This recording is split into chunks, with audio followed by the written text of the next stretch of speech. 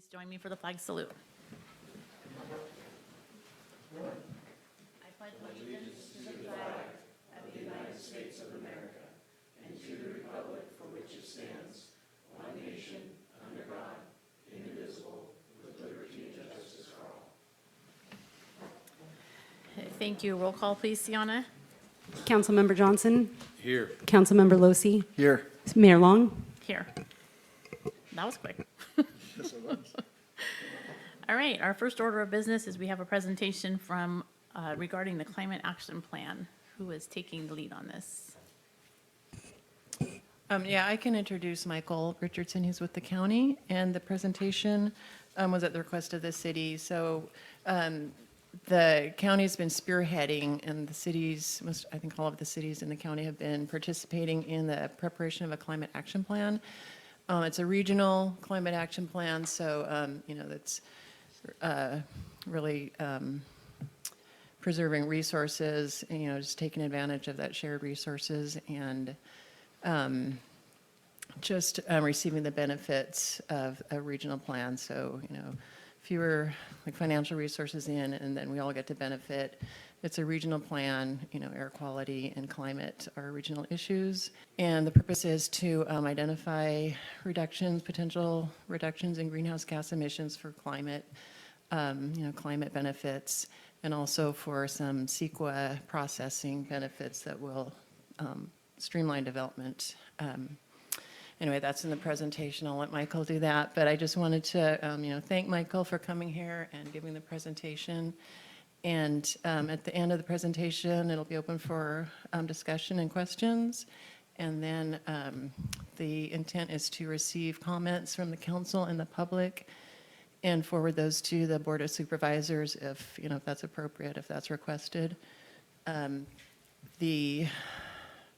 We've brought you the Climate Action Plan at certain key points in its process, and at this point, it is a draft plan, so that's being distributed for public review.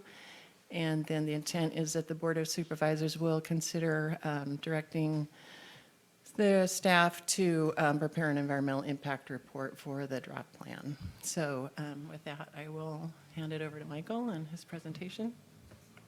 Great. Thank you.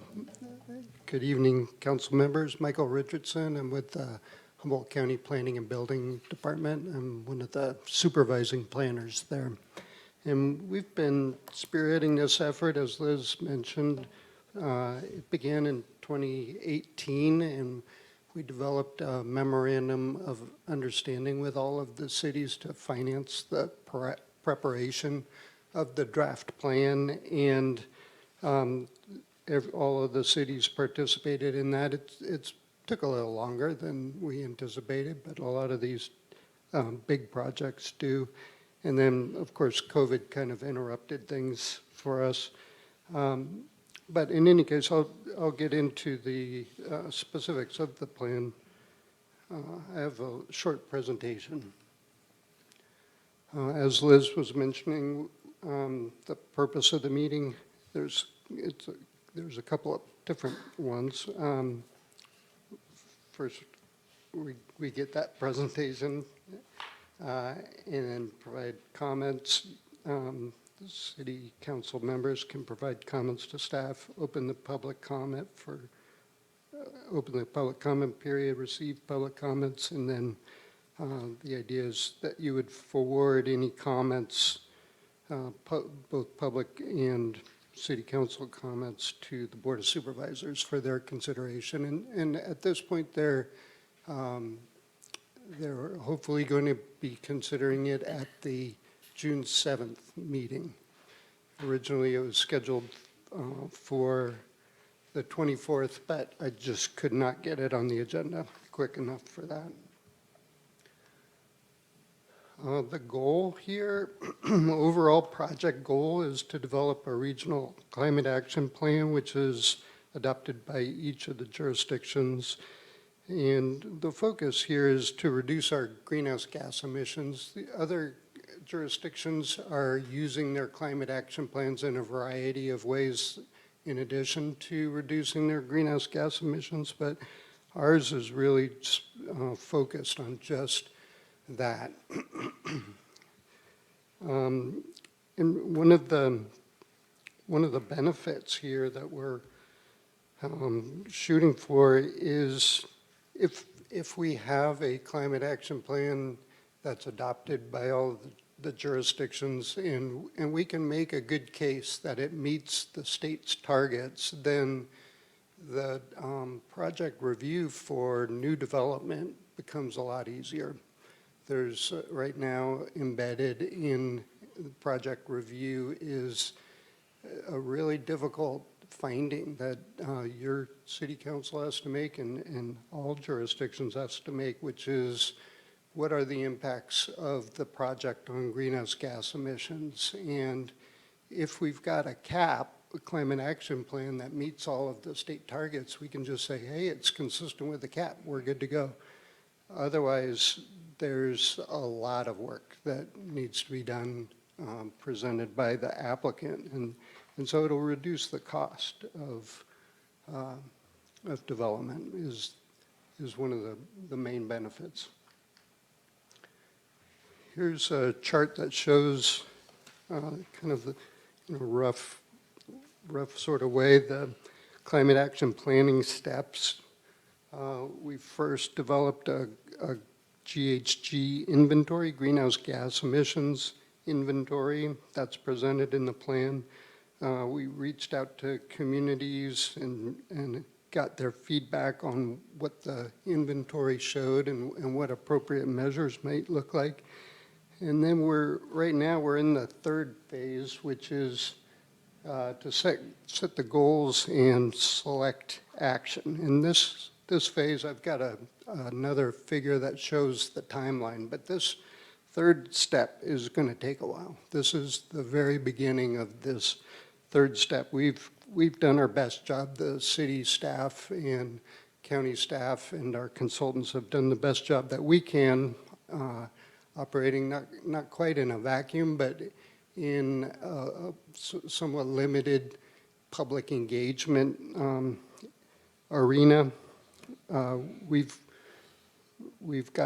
did our best job to identify what the appropriate measures would be for a climate action plan, and so we've got a draft that contains that, and we're ready to move it to the next step, which is to do the environmental review of it, where we'll actually develop an environmental impact report that analyzes the impacts on the environment, and then one of the key one of the key features of the environmental impact report is going to be the identification of alternatives for consideration, and there's a lot of alternatives out there. The comment letter that you've received from the ranching community identifies some alternatives that are really important to consider, and so this environmental review phase will kind of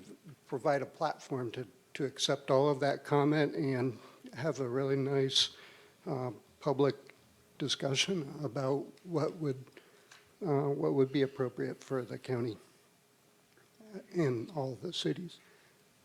And then the fourth step here is after the climate action plan is adopted by all the cities in the county, then we would go about securing resources. You know, a lot of that stuff is going to cost money, and so we need to be proactive in how to fund the actions that are put forward in the climate action plan, and then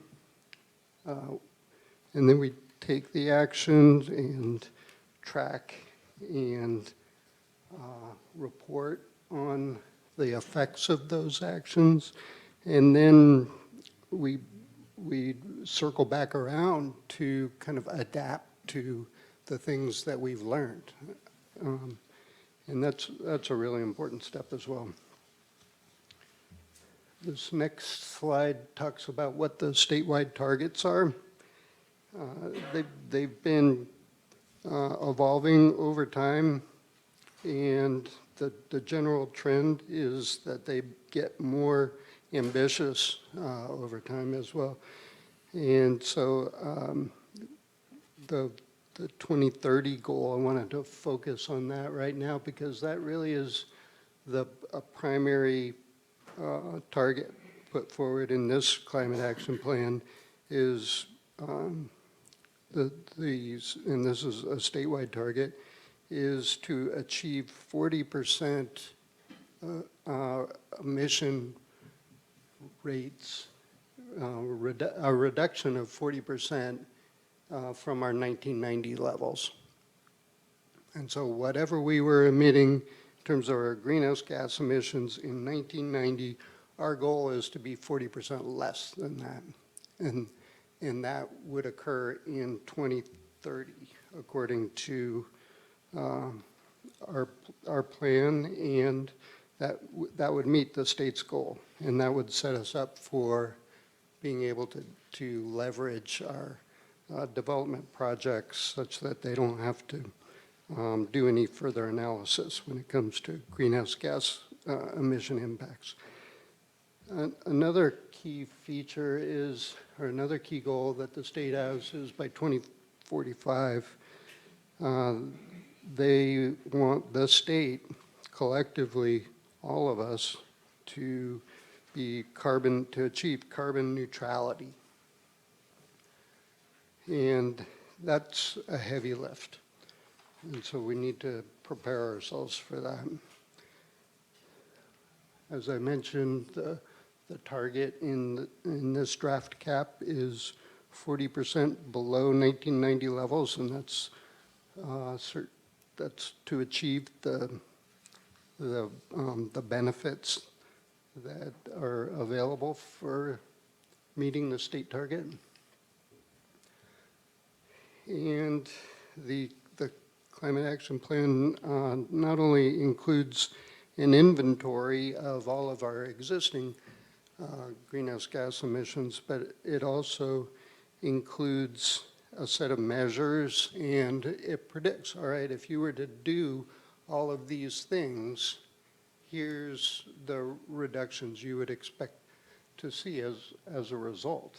And like I said, we are shooting for the state target. We have identified measures that, if you run the numbers, are going to achieve the state targets. And if you look at all of them together and compare the relative value of each of these different sectors or different target kind of groups in meeting those greenhouse gas reduction measures, here's how it breaks out. And so the largest category, the most effective, or the largest reduction in greenhouse gas emissions is through the measures that call for electrification of the existing infrastructure.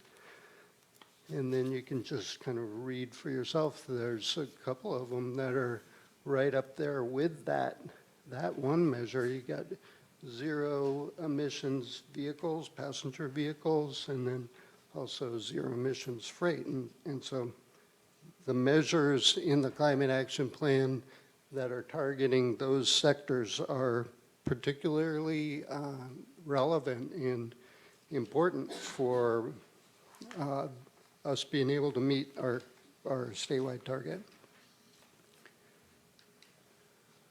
We've got some comments from the ranching community, and they're here to speak. I don't maybe need to talk too much about their comments, just I don't want to put words in their mouth, but they believe that the emissions inventory should include industrial point source emissions, and this is kind of a cerebral sort of a argument to make, and it's important to understand the way that we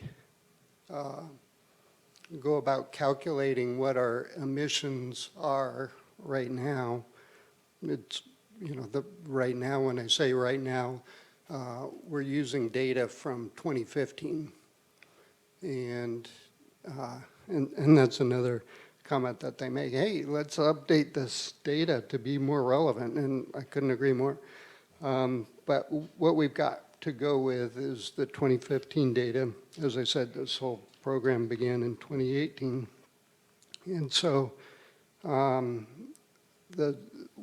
what that does is it uses kind of established methodologies that have been identified by state agencies and others working in this field as guidance for local jurisdictions. And most of the jurisdictions choose to not include industrial, point source industrial emissions in their inventories because of a variety of reasons. One of them is that it's really difficult to track. Like you look at industrial emissions in Humboldt County, and you can identify what all the sources are. Most of it is coming from the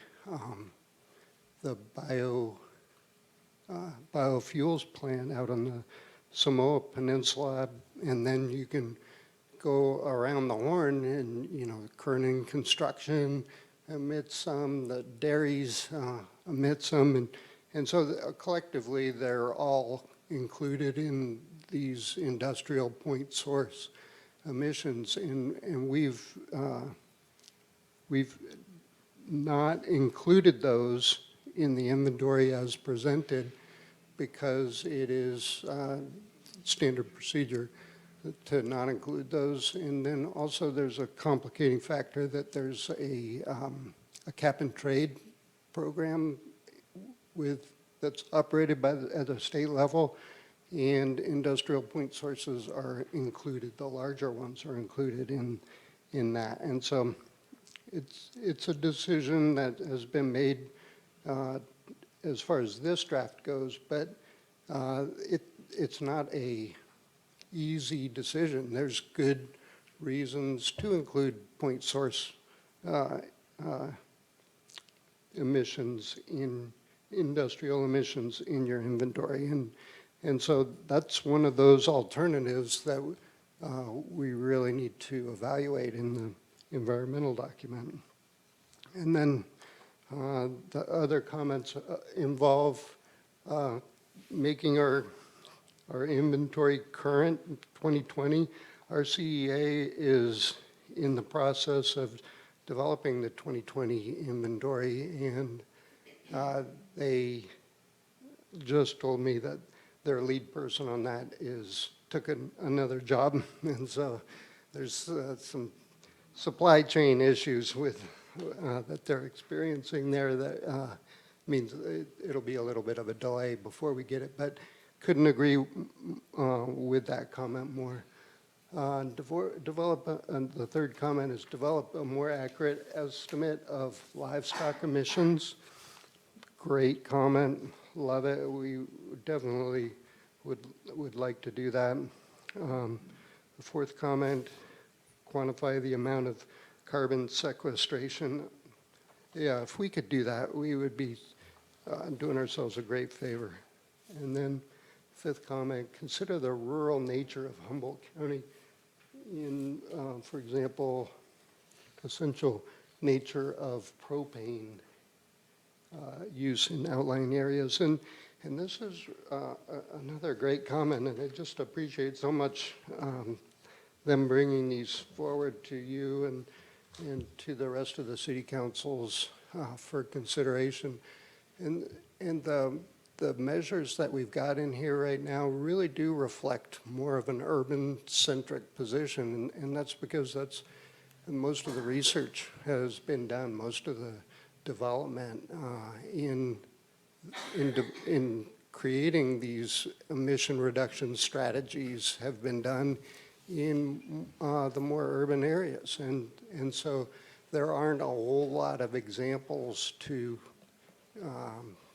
take from when it comes to identifying what would be the appropriate set of measures for rural areas, and this is something where Humboldt County has a really strong voice, and I look forward to listening to that and to helping us round out our program here to reflect all of Humboldt County. So that ends my presentation, and I'm happy to answer any questions you have, or we could take public comment, either way. Okay. Thank you. I'm curious, you point out that one of the goals is to be 40% below 1990 levels by 2030, correct? Mhm. And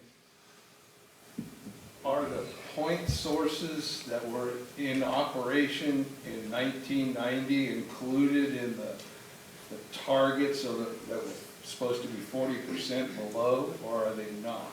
Yeah, they could be. They could be. Right. We have not included those, but we could revise the plan, and as I said, we'll be evaluating that in the EIR. One of the alternatives will be whether or not those emissions, those industrial point source emissions should be included. Because if they're not in there, what is, 2015. it's kind of hard to hit a target has a moving target on it. It's like the old running buffalo at a black powder chute. Yeah. Yeah, I understand that perspective, and you know, I can have a conversation with somebody that is promoting the position that this draft climate action plan takes one day, and have a conversation with someone who's on the other side that thinks that industrial point sources should be included. And I will come away with both of those conversations saying they make great points. I don't know what is best. Well, when we were trying for our solid waste numbers, we had a complete picture of what our solid waste was and what our target was, and we reduced it below that tonnage, and we were able to achieve that. But if we don't have the correct numbers, we won't know what we're shooting for. Yeah, right. That's a great argument to include those emissions and the reduction measures in the cap. And there's really good arguments. You know, you'll hear them, I'm sure, at some point, why they should be excluded. And so, you know, that's a debate that that needs to be had, and people need to understand the complexities that both sides are bringing to the picture in order to make an informed decision, I think. I know Mike's got some things, and I don't want to. That's okay. I mean, thank you for being here and being a part of this process. It's quite involved.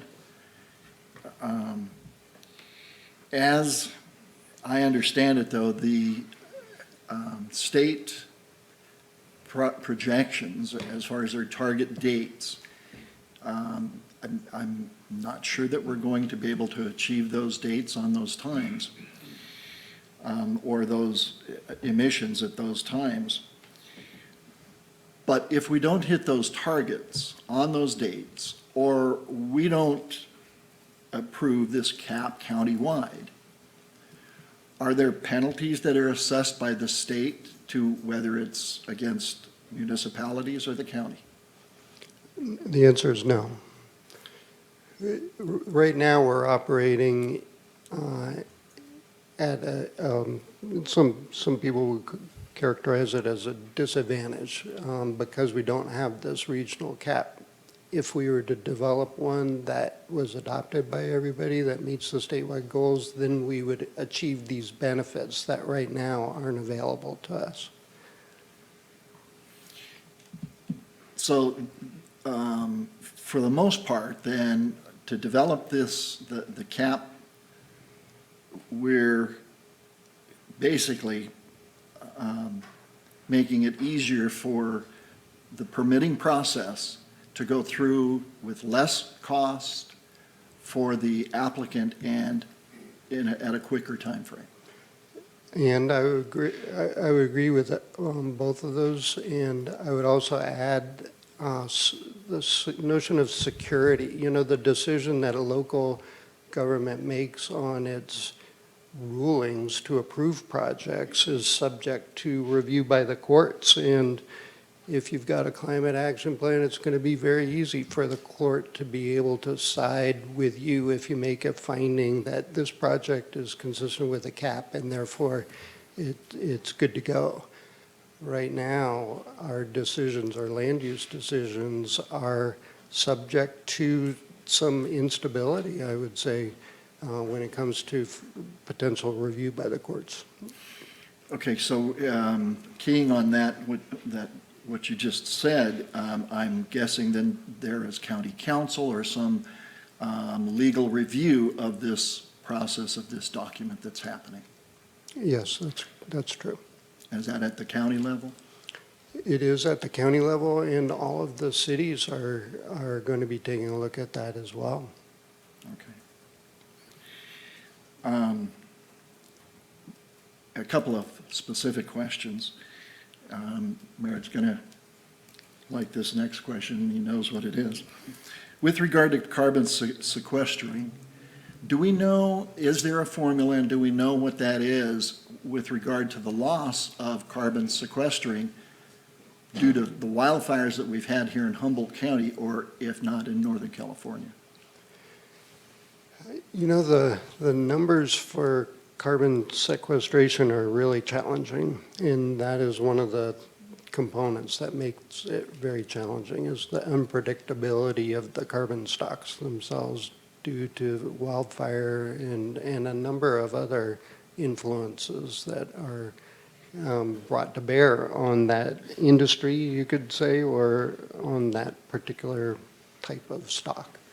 And so it's going to be a tall hill for us to climb to develop a rationale and a defensible set of measures that include carbon stocks and carbon sequestration. I am hopeful that we will get there. If we can, that will be just an amazing achievement, and it will add tremendous value to our efforts.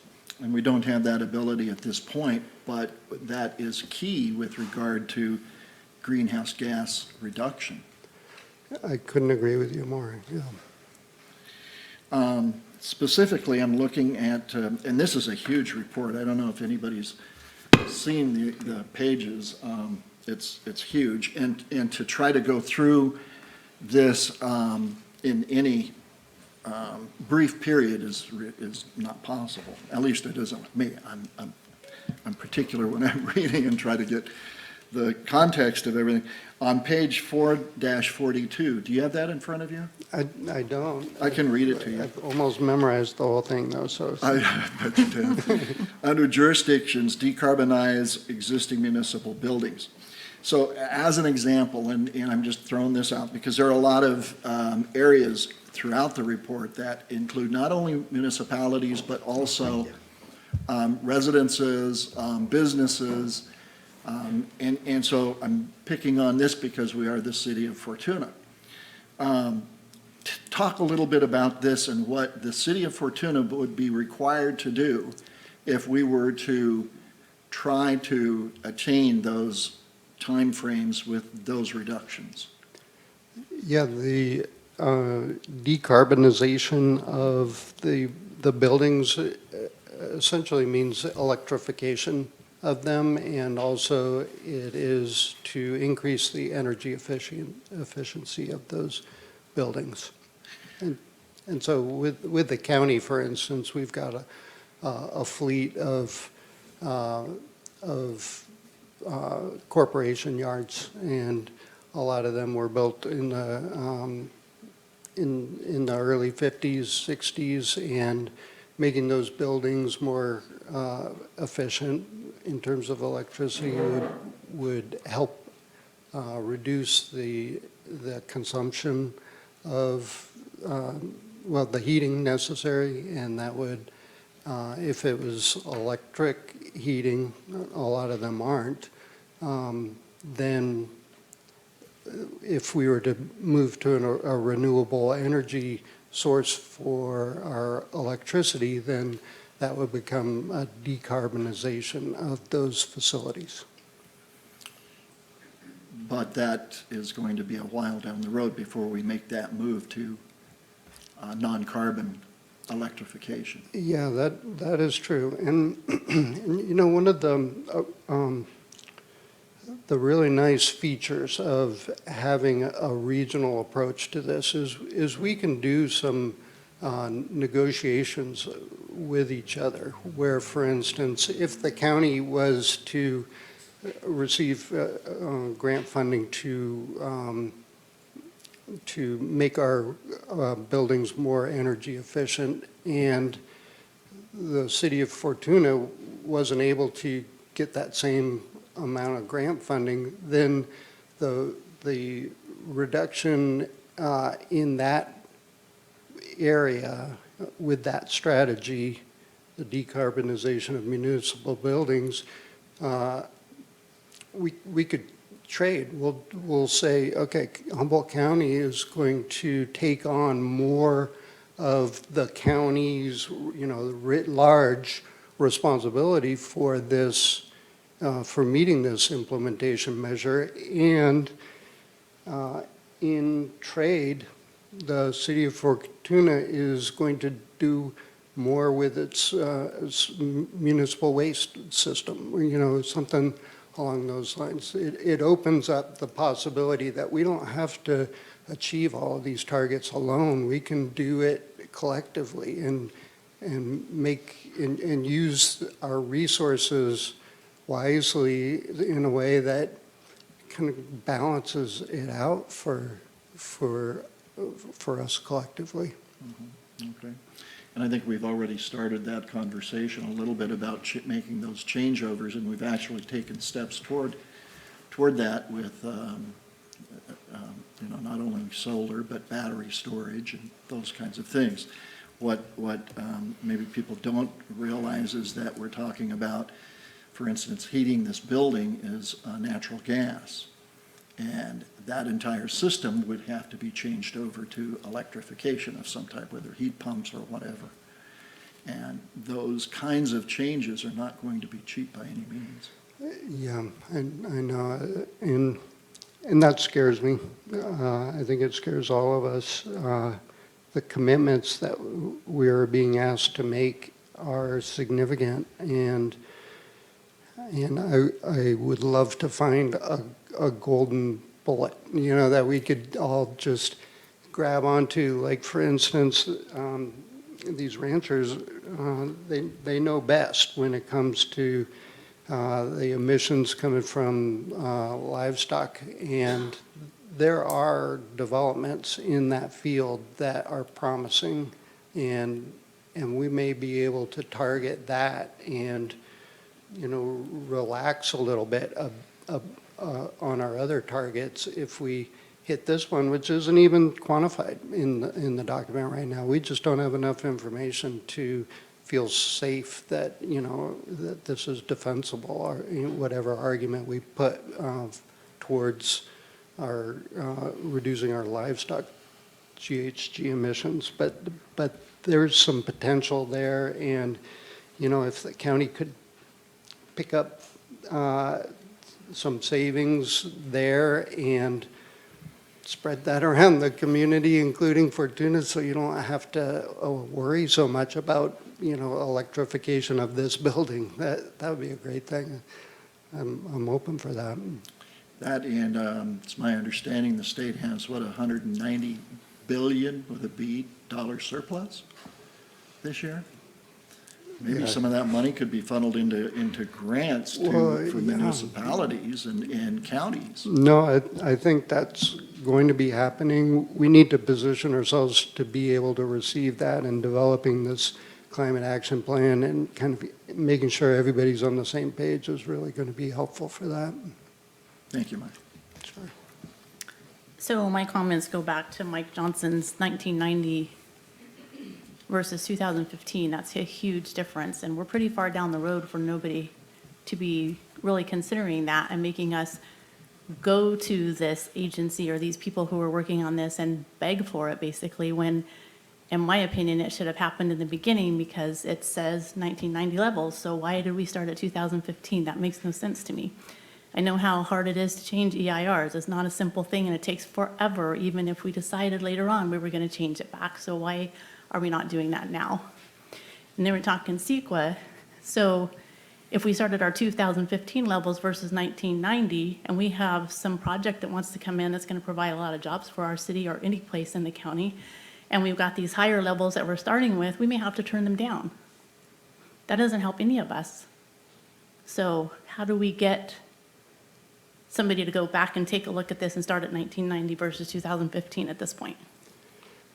Well, the document includes both 1990 emissions inventories and 2015 inventories, and it identifies what the trends have been, and it projects what's going to happen in the future. Even if Humboldt County was to not take any action, it projects that our GHG emissions are going to be reduced because of all the statewide requirements. I mean, we've got new building codes, for instance, that require solar on residential homes, and so you can tell that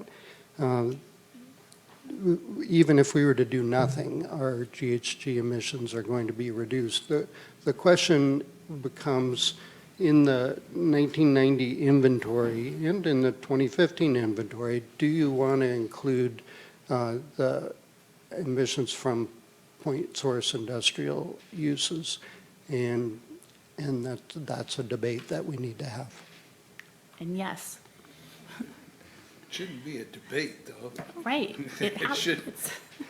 It's how it was. Yeah, well, I I mean, understand you can't that. go back in history and say that, well, this didn't exist, so now we'll have to meet this other number. Well, there are important implications. It's not just documenting what existed. It's also moving forward with your strategies. If we are going to be moving forward with those industrial point source emissions in our inventory, then that means we have to develop a set of strategies that's going to reduce greenhouse gas emissions from those uses. And right now, our plan holds them in abeyance, any requirements for these industrial point sources. And if we want to include those in the inventory, then we're going to have to include those in the measures. And so there's a give and take there that's important to recognize as well.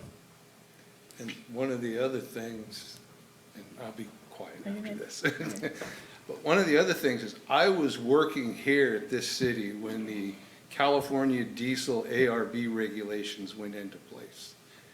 And we had equipment that was dang sure ready to be replaced. And we had equipment that ran better than my personal vehicles. And we had to sell that well-running equipment for a dime on the dollar and replace it at full cost to meet the ARB regulations. And so there are municipalities, because you talk about electrifying corporation yards, so to speak, with vehicles and equipment. There are ranchers and farms all over Humboldt County that have equipment that was just replaced for the ARB regulations and given a new car registration number that are now going to be told, okay, now you have to get rid of that is probably newer than the stuff that they had to get rid of to begin with to meet the ARB regulations. And that's not cheap stuff. And these regulations and this climate action plan has the potential to hit contractors, farms, ranches, and middle-class Americans, the working poor, because all those people are going to be told that your vehicle is no longer good. It doesn't meet the test. And that's what gets me more than anything, is the effect that it's going to have on the public. I mean, it's nice. I agree with the goals. I agree that there are things that we need to do, but we need to think through them and look at this, how we get there. and the methods that we use. I remember that the grants that were available for local government were a little short window in time, maybe a year out of the entire history of that plan for diesel fuel replacement. And, you know, that's not gonna cut it with some of this stuff. Yeah, you bring up a great point, and, you know, this climate action plan does rely on incentives for a lot of these measures, the effectiveness of these measures, and if those incentives are delivered in such a way that they are unattainable, like the window is too short, then we're doing ourselves a disservice, for sure. We'll need to make sure those incentive programs are up and running and broadly understood and available. Yeah, I hope so, Yeah. because it has the potential to really have a huge, huge impact. It does, and Michael, going back to the statement that you made originally, that the industrial point source emissions were not included statewide, No, that's just the general trend. In all the climate action plans, there's only one that we've found that does include the industrial point sources, and that's the plan for LA County.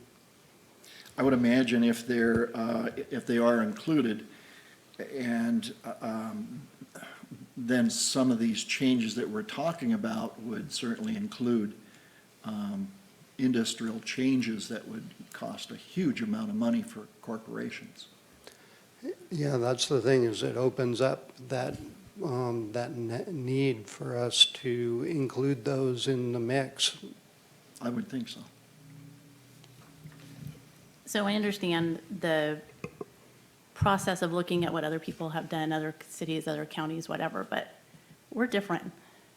I don't care what they've done. We need to come up with our own plan that works for us.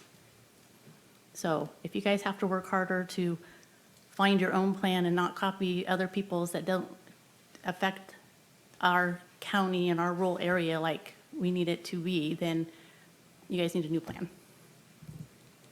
Yeah, we haven't been copying the plans of other people. Well, you said you were looking for information, you were looking for reports that are out there. That doesn't necessarily work for us. No, I know, and as I mentioned,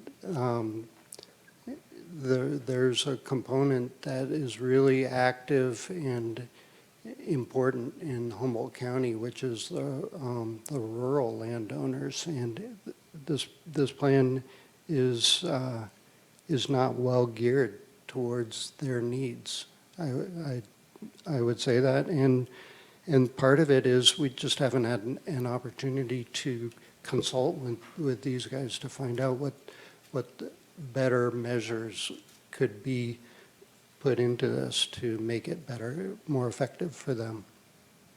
So how do we gear that? I mean, you said opportunities haven't been there, but they've certainly been around. No, I know. We've been in this process for the last 3.5 years to develop this climate action plan, and our inventory of other plans has resulted in the methodologies that have been accepted and provided to us as the baseline. Those are all incorporated in here, and we need to, at this point, do a strong public engagement effort to supplement what we've got with what's more appropriate for Humboldt County. Good. Well, thank you for your presentation and for answering our questions. And does anyone from the public want to comment on this item? Yeah. Come up to the podium, please. Mayor, long before public comment, if I could just add to, Michael took this project over, kind of late in the process, I think after a couple of years, and he's been very responsive to the city and providing response to our comments and brought a nice transparency to it. So not an easy job, and I just want to No, I don't recognize. envy you. Yeah. Not at all. Thank you. All right, anyone else? come on up to the podium, please. It should be 3 minutes, but. All right, let's all agree, I'm John, let's all agree if we're going to make a commitment to fundamentally change life as we know it in Humboldt County, as mandated by the state, that we look at real science to measure our progress. The data in the CAP is old. Most of the data is from 2015, 7 years ago. But there is additional data taken from the census as it pertains to greenhouse gases in the housing inventory. The last census was 2010, so 12 years ago. The world has changed in 7 to 12 years. Let me point out a few ways. In 2009, Tesla released its very first roadster car. Number one, the number of electric vehicles and home charging stations available would not be in the 2010 census data. The housing stock inventory in 2010 didn't have any of the 2018 and 2020 building requirements for solar. There were no microgrids. In 2015, there were very few commercial electric charging stations in Humboldt County. The heavy commercial trucking industry was just recently required to have fleets comply with particulate matter filters on all its vehicles by 2020, not included in the data. Close to none of these vehicles were compliant in the 2015 survey. So let's use accurate data, please. Data matters. The current cap was supposed to be updated with 2020 census data, and the person that was supposed to do this moved to a new position. Please insist to current and accurate data before agreeing to the cap. Keep in mind, the first Macintosh computer was released in 1984, and by 1994, every home in the country had some sort of home computer. 10 years makes a huge difference in available technology. It also makes a huge difference in data. One of the options for the cap in the draft plan you have suggested is that we leave the 1990 industrial emissions out of the plan. This is absurd. I urge you to insist that industrial emissions are counted in the totality. Humboldt County should take credit for all of the reductions we have made and are currently making to reduce greenhouse gases. If you believe in science and being accurate, please insist that we use real, accurate data that is complete. An analogy for this is Humboldt County is currently an A student because we're 70% below the 1990 levels currently if we include the industrial emissions. We're 70% already there. So we should include that. And the state of California, why should we make us a D student by not looking at the data available? The requirement to infill urban centers will fundamentally change Humboldt County's rural lifestyle. If you eliminate or deeply curtail people's ability to build on rural lands, what will that do to our lifestyle? Already developed rural land will become priceless and underdeveloped land will become less valuable. The cap also looks at limiting methane from cows. The solution they have suggested is to feed the cows seaweed. This is extremely impractical, if not impossible, for beef cow. The new data from the dairy industry and their efforts in greenhouse gas emissions is not included in this report. If you can't raise cattle, farm, or build houses or drive from rural land, what are private landowners going to do? The document suggests that we let it go fallow. I urge you to read the document carefully, ask these questions, and insist on current, accurate data before committing to a plan. Thank you so much. Thank you. Anyone else? And you made it in 3 minutes.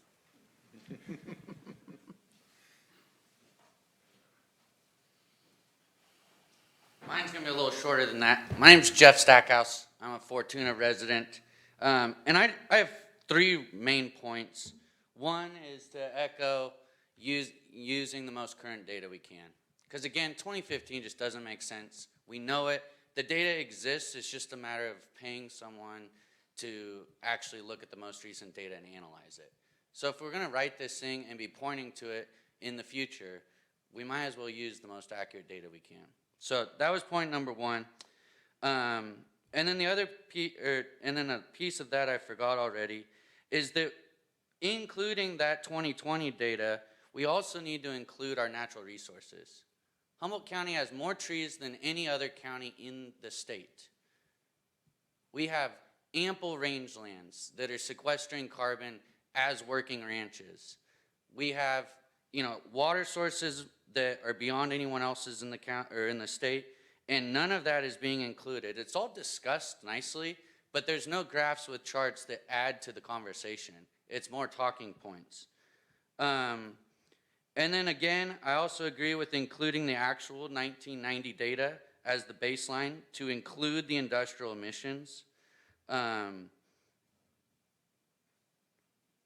Because we have been able to and will continue to reduce those emissions. I work with all the dairies in the county as my real job, and they all work with they all go through what, not all of them, most of them are going through grant processes now called the AMP processes to reduce the emissions on their dairies by using new practices that are supported by science.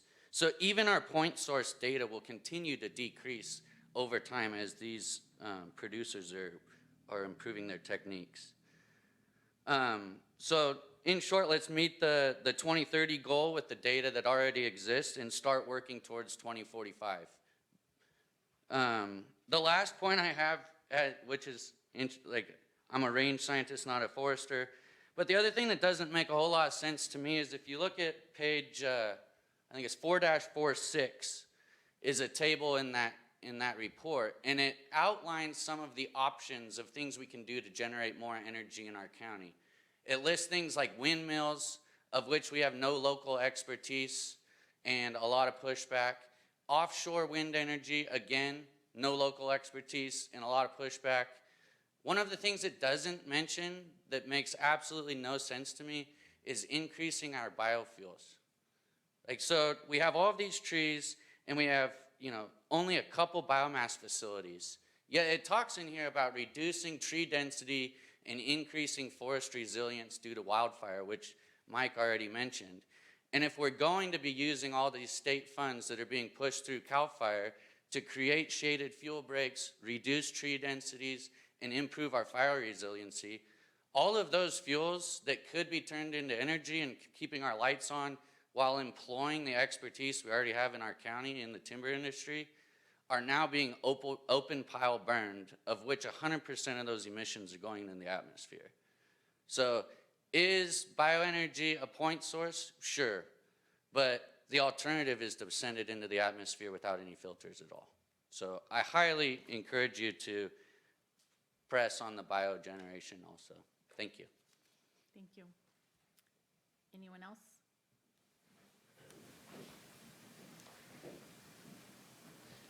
Good evening, Mayor Long, members of the council. Thank you very much for the opportunity to talk on this, and thank you to Mr. Richardson. He, as Mr. Perry said, he was very helpful in helping us understand this. It's challenging and it's complex, and you heard many of the comments that I was going to touch on, so I think I'm just going to focus in on probably that 1990, whether we include or don't include those point sources. And the reason that matters is because our emissions kind of as a community reflects where we are economically and culturally, like what's here, right? That's kind of a reflection of that. So when you take that out, it really has the effect of creating what you might think of as an elevated baseline, right? We have our actual 1990 baseline, and then we have this elevated baseline. And that elevated baseline, as is indicated in the staff report, I think one way it was characterized is that we would, recognizing the state target would be reached without any new local programs, we decided to exclude industrial point sources from the 1990 baseline. So you get that elevated baseline, then you have an elevated burden. And that's the whole issue, the crux of why people are concerned about this. And as I think in fairness to what Mr. Richardson was saying, that there's other people that look at that differently. So, but we're looking at it, hey, rely on the facts and avoid that circumstance. And we also, when we saw this, we're trying to wrap our heads around it, we were looking at other plans. Now, a lot of the other plans, they do exclude industrial sources, but they also exclude almost everything else. They're focused only on county or municipal operations. Not all of them, they're all over the place, but a lot of the plans that exclude, they're just on your corporation yard or, the vehicles or the buildings. So these plans are all over, and there's a little bit of uncertainty on the general practice, if you will, and I don't think there's one that's really a good fit for Humboldt County, as was pointed out. So I think it's worth the extra effort, because this is really going to have a long-term effect on how we do things here.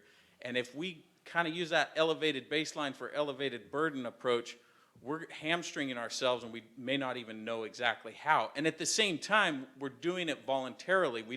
We can still do what needs to be done. Humboldt County can do its share for climate change without kind of setting us way out in front of or behind, however you want to look, what the rest of the state is doing. So I encourage you to ask. Now, the ask. So what are we trying to do? We know this document's going to, some point it has to transition to environmental review.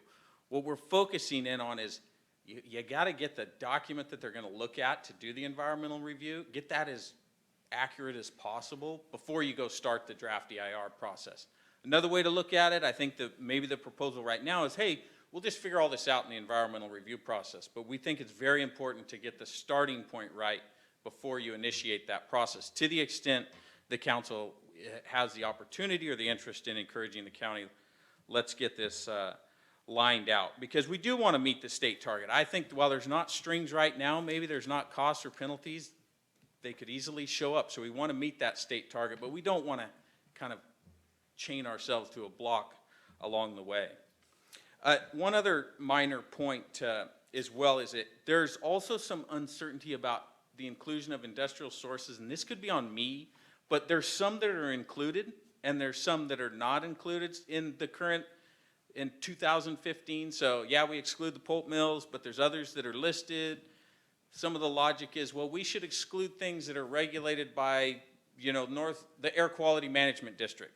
But then we include a lot of stuff that's regulated by the Air Quality Management District. So I think that part, getting that part right is really key. And I do want to also acknowledge that Mr. Richardson has worked, this is complicated and we don't want to undermine that, and he's worked hard to incorporate those concerns. So thank you very much. Anyone else?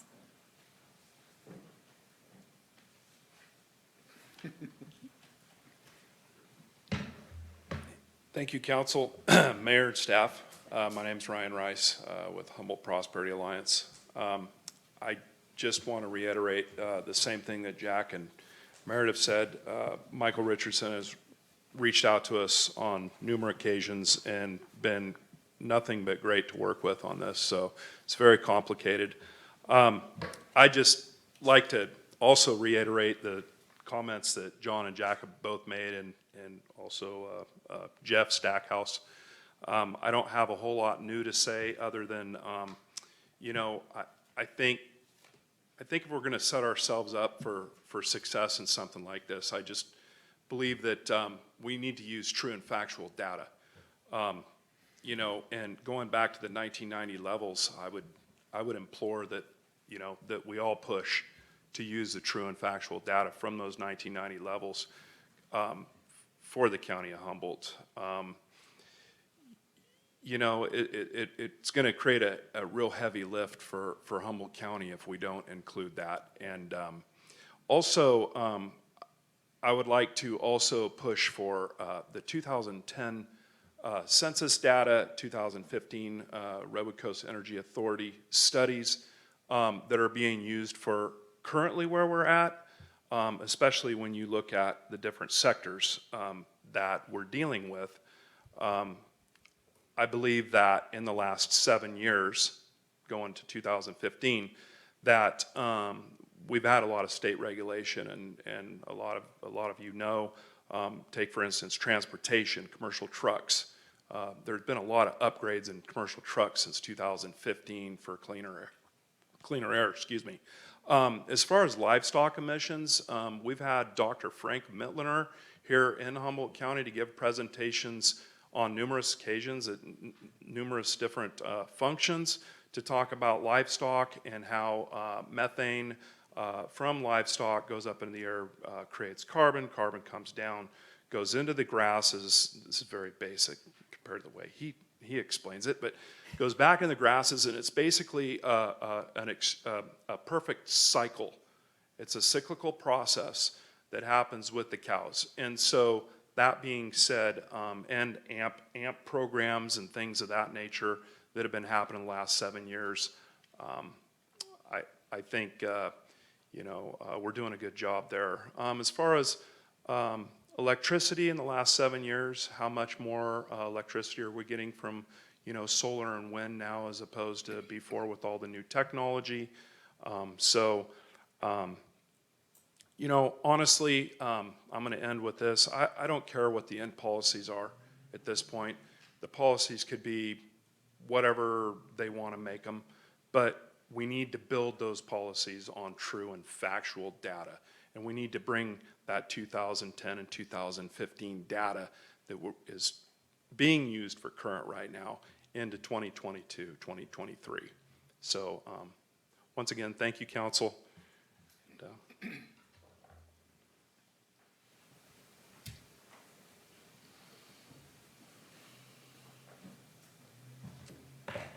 Hi, my name is Emily Stackhouse. I'm with the Buckeye Conservancy, another local nonprofit. And so kind of to just, again, reiterate some of the same topics, we have the same feeling that it's imperative to use the most current data. I think using our emissions from 2020 will be very important moving forward rather than using 2015. The document does say that in the future they would update the emissions inventory every 5 years. So it's been 5 years, so let's update it to 2020.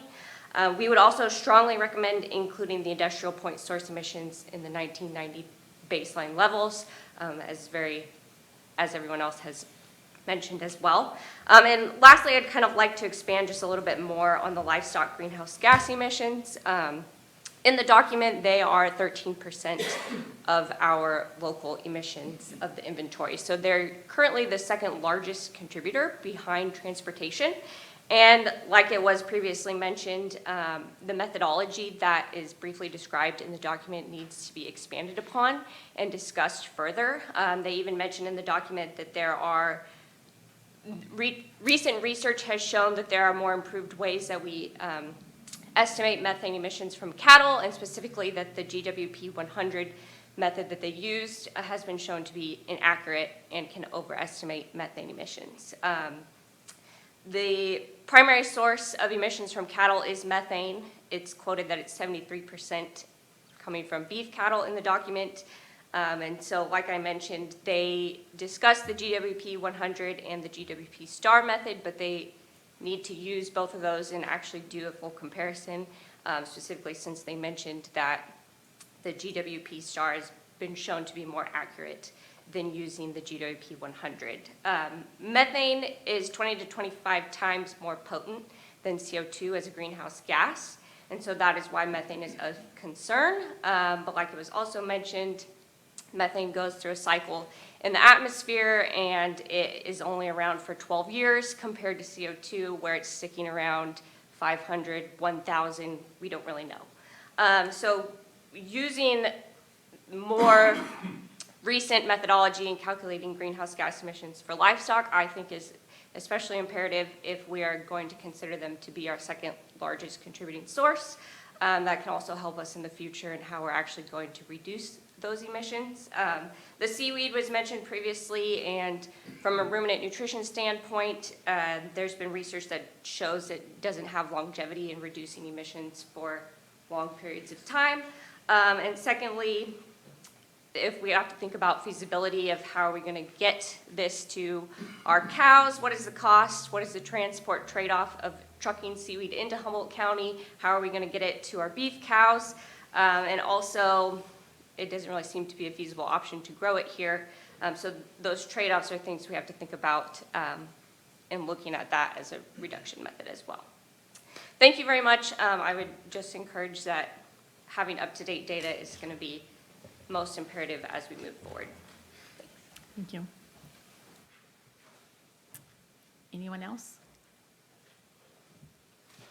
All right, well, I appreciate your comments. I appreciate you taking the time out of your busy schedules to be here tonight, and we have a lot of work to do. And Mr. Richardson, I do appreciate your involvement in your position, and you're not in an easy spot at all, so thank you for all of your hard work as well. All right, we will close public comment and move on to our other oral comments. Does anyone have anything they would like to address the council about tonight that is not on the agenda at this time? Come up to the podium, please.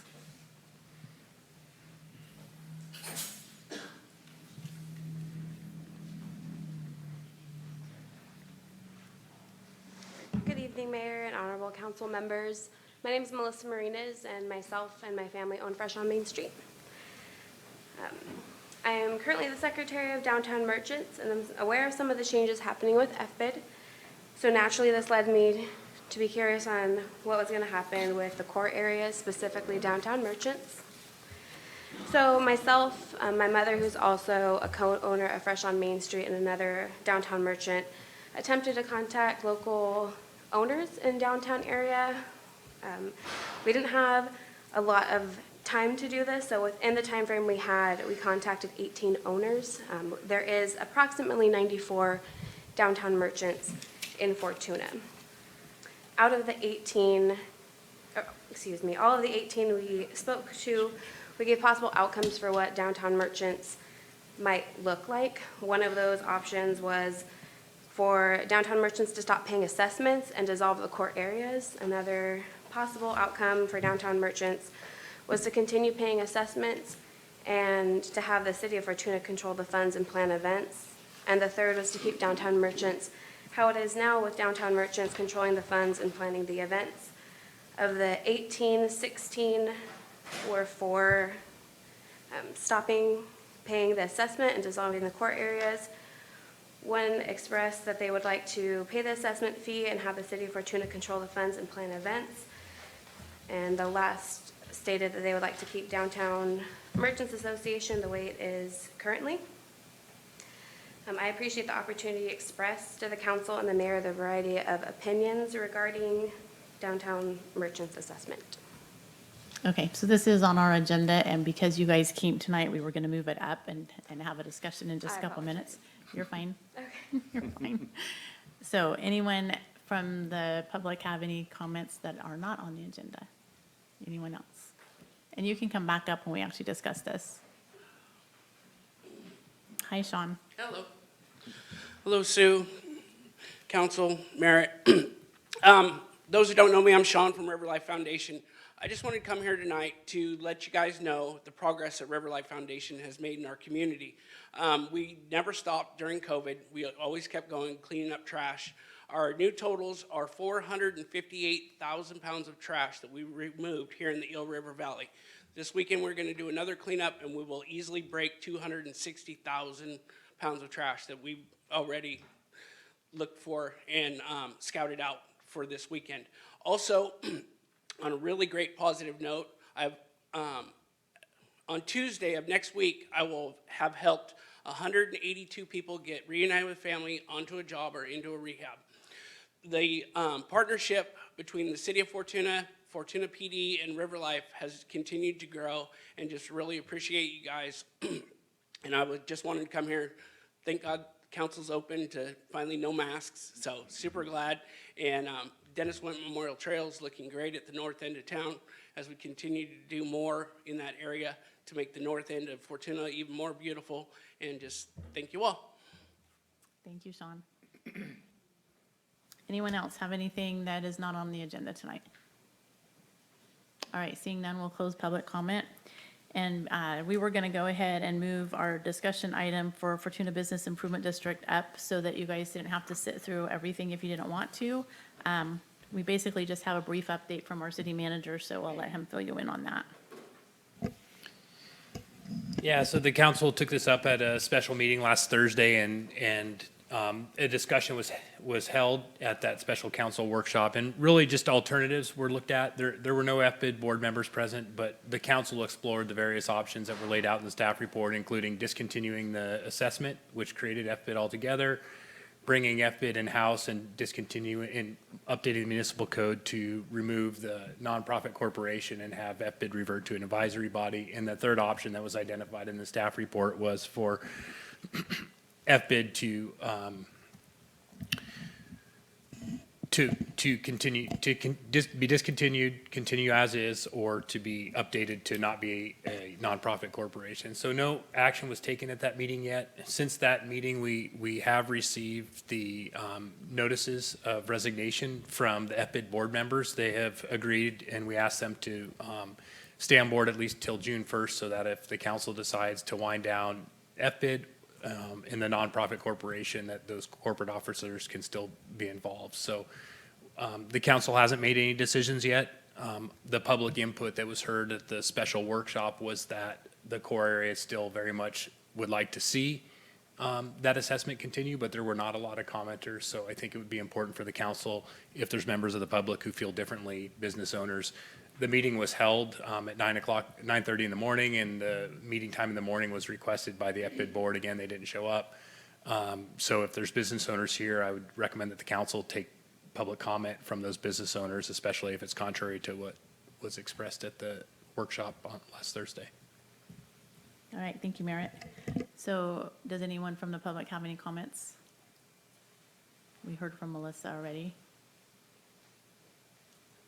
My name is Kevin Bradley. I'm with Allstate. I'm one of those local businessmen. And I'm not quite understanding, what exactly did FBID decide at that meeting then? Nothing. Nothing. That's what I thought.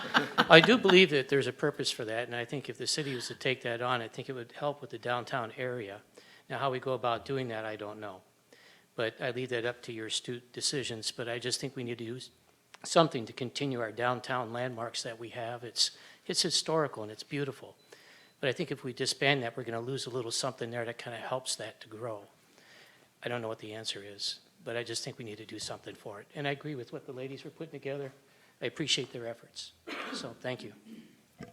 And I will just say, the council hasn't made a decision yet. We expect this to come back at the next regularly scheduled council meeting unless we schedule a special workshop sooner, but we're still working on some of the details of the different options, and that's really why the council hasn't decided yet. So this discussion will continue, and there will be some decision items on the upcoming council agenda as well.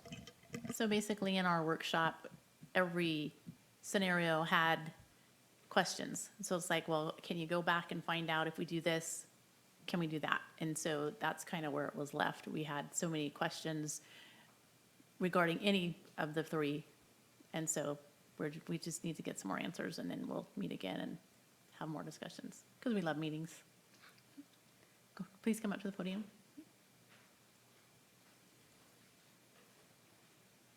I was totally not expecting to say anything this evening, but I am Kathy Comer. I own Fortuna Fabrics and Crafts. So I am in the downtown area.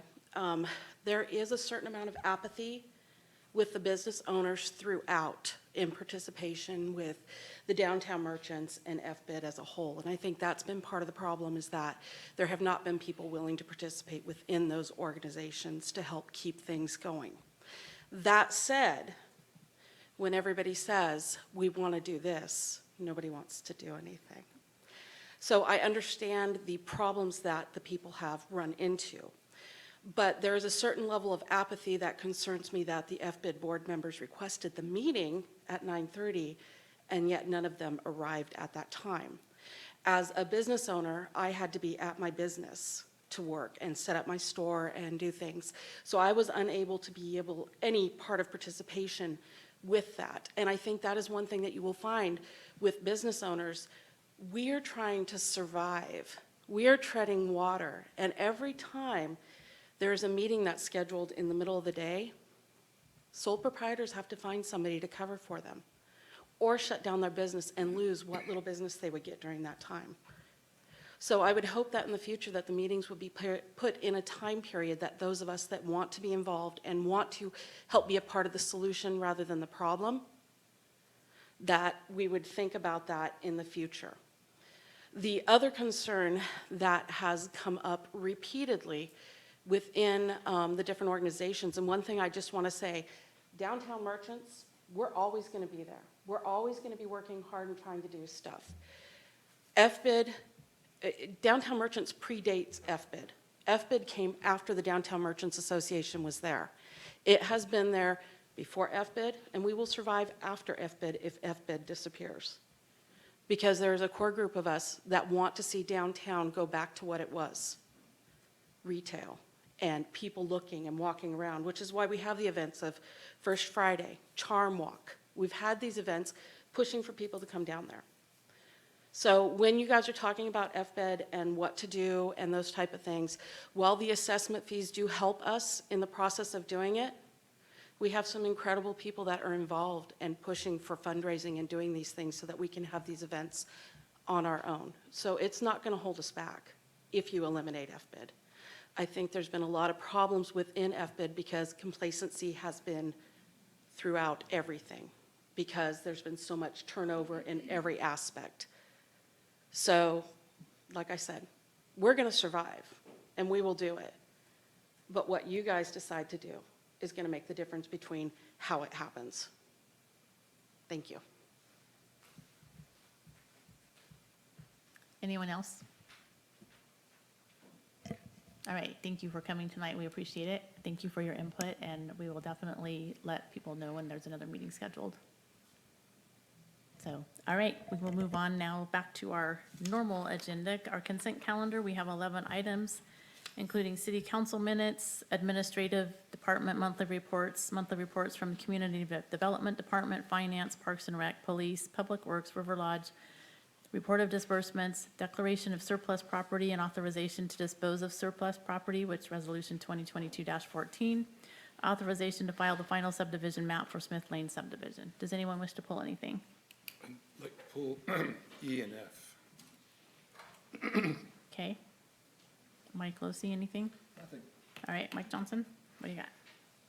Well, one is the police report brought out and reinforced the fact of Jade Campbell being the employee of the month for the police department, and her dedication and diligence in fulfilling her job as a dispatcher, which is not always an easy thing to do.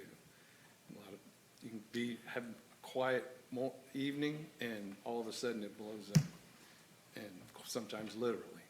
But I just wanted to recognize her for the public for her being the employee of the month in the police department. And I'll just move right into parks. I wanted to mention a couple things. One, I walk in the parks in the morning and driving through town. I mean, things look great. The medians, the park, everything looks really great. They do a great job taking care of things, and it's, again, just shows the reason that so many of the school districts come to Fortuna for their end of the year events. It's because we have some great facilities. And mentioned that Alex Service is back in the office, so to speak. It's actually the museum, not an office. But she's back at work, taking care of the museum. And thank you to all the volunteers and the people that stepped in while she was gone and kept the museum open. So just, that's all I wanted to mention.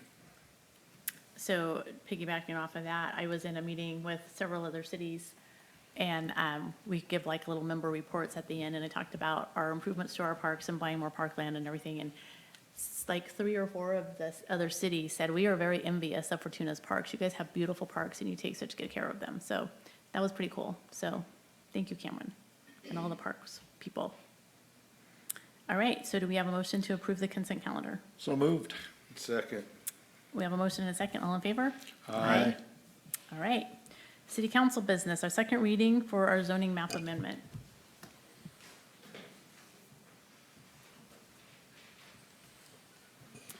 Is this you, Liz? Yeah, Honorable Mayor and council members.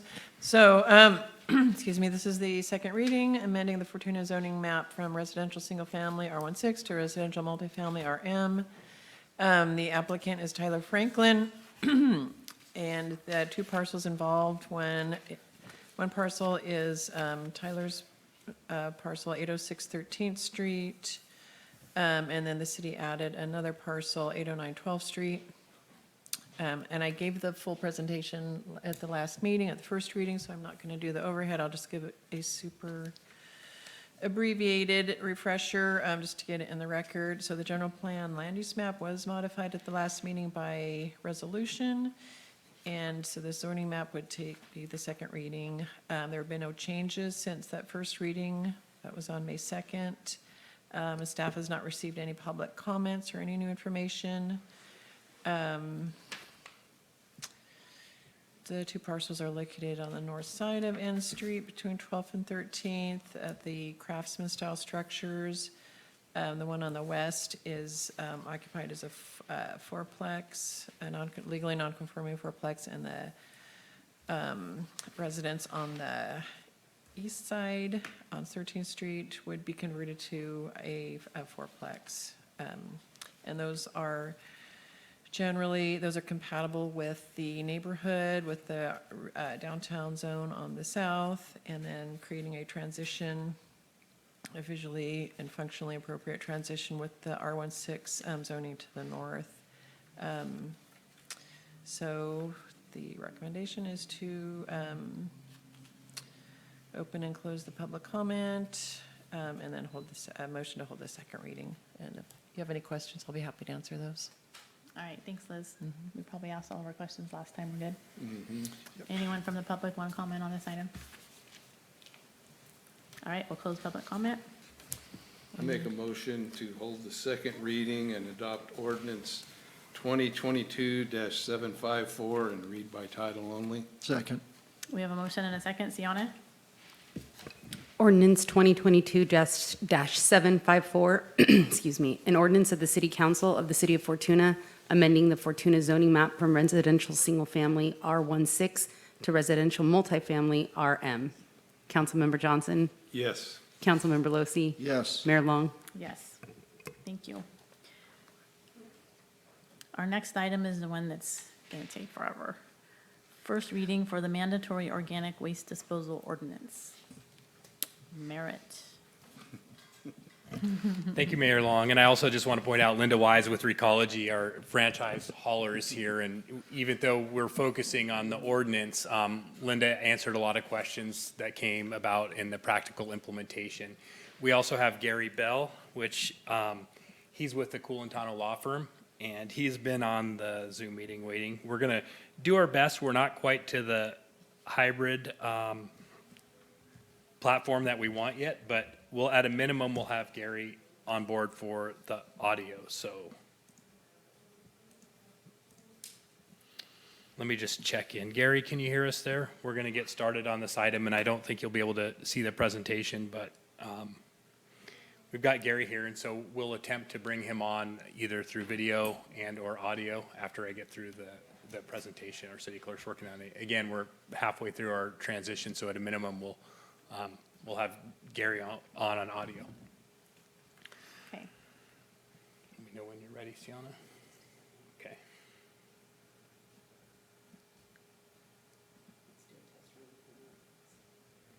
Gary, if you can hear me, we're pulling you up on the screen right now for council. They can see the Zoom feed. There we go. 1 second. Let me turn that up. Gary, can you just give us one more audio test? Oh, 1 sec.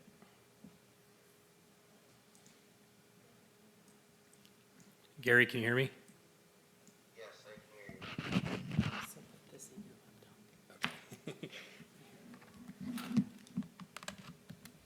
you. One more time, Gary, could you just give us a test? Can you hear me? Barely. 1 second, we'll get you up.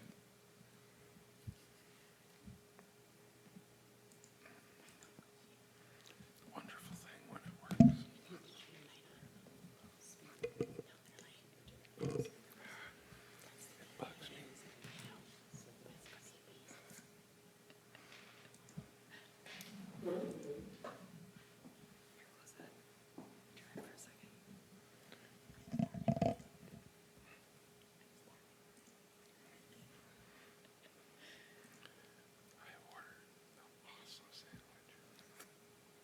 It's not seeing it. It's not seeing it.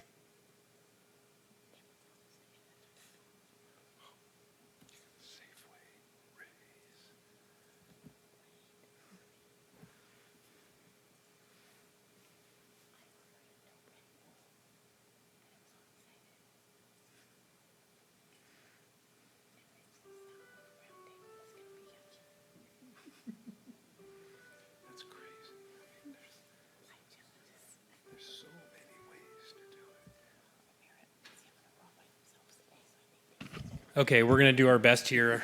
I know that Gary can hear us, and we'll do our best to get him on as we get started. So I just wanted to run through a brief presentation. It'll include a little bit of background on SB 1883, and then it'll have a few specifics on the ordinance.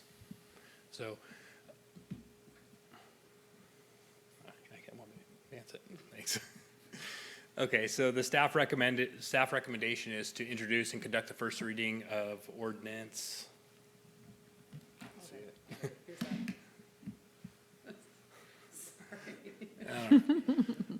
Technical difficulties tonight.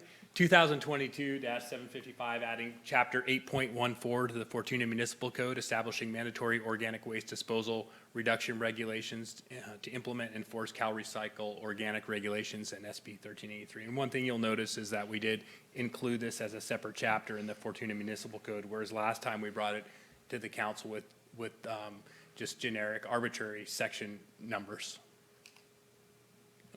I don't think Gary can hear me.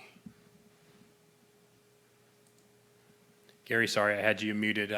We're proceeding with the presentation. Yes, well, and I'm making the PowerPoint, and then we'll bring you up in just a minute. So a little bit of background. Organic waste is the largest waste stream in California, and you can see the various components on the slide that make up for that. But a large part of that is the organics that would normally go to landfills, including paper, food, lumber, and other organic waste.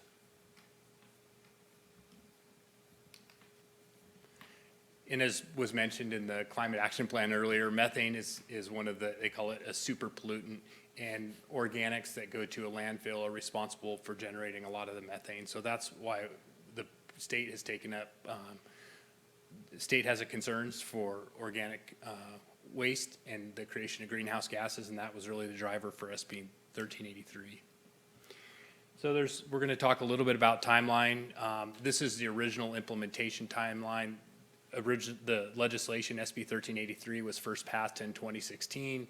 There's a goal of by 2020 to have a 50% reduction in landfilled organic waste.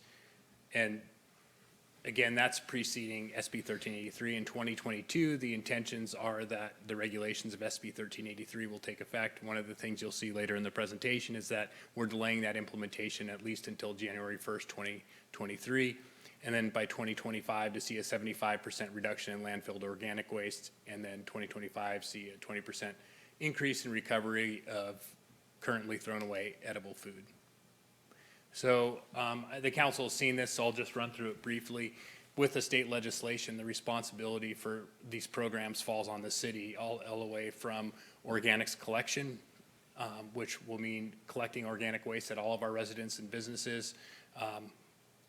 And that'll happen through modification of our franchise agreement, establishing food waste, edible food recovery programs, conducting education and outreach to the community on how they best can recover or recycle these organic wastes. The city will have to implement policies to procure recyclable and organic products to find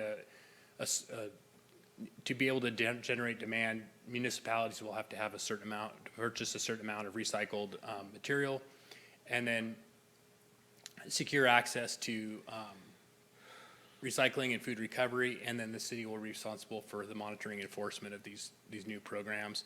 I won't talk too much about the 3-bin system, but they are included in the draft ordinance. So the interpretation that has been affirmed by Cal Recycle is that all residents and businesses will have to have the 3-bin system. There are some exceptions which are included in the ordinance, but those will include the 3 bins, the solid waste bin, the green bin, which can include food waste or green waste, and then the recycling. So currently, residents can opt to have that service, but with this ordinance, it would become mandatory.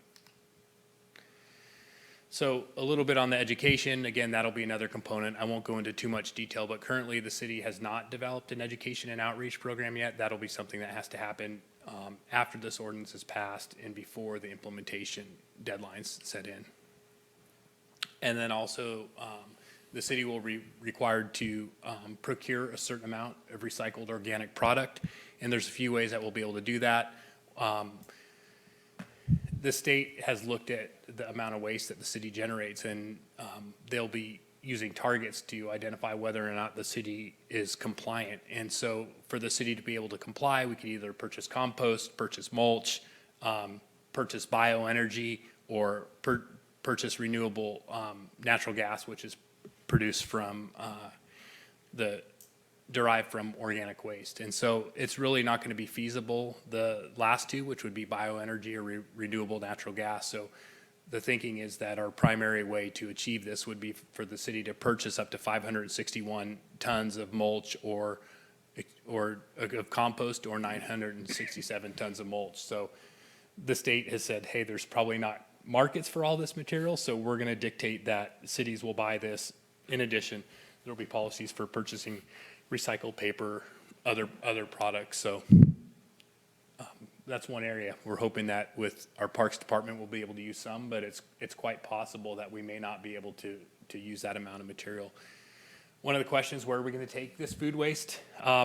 Great question. There's not a spot yet. So one of the things that we're looking at in the short term is finding a location where we can have a tipping floor where we could take the organic waste that's currently thrown into the garbage and then haul that off-site to a approved facility. But ultimately, it doesn't make sense to move that material out of the county and transport it. And so what really needs to be done is either something like the city does with its biosolids, which is to have a digester to reduce the amount of solids that come into the waste stream and then compost it and add a carbon source. So, you know, the city's already doing this. It's not rocket science. It's a very basic biological process.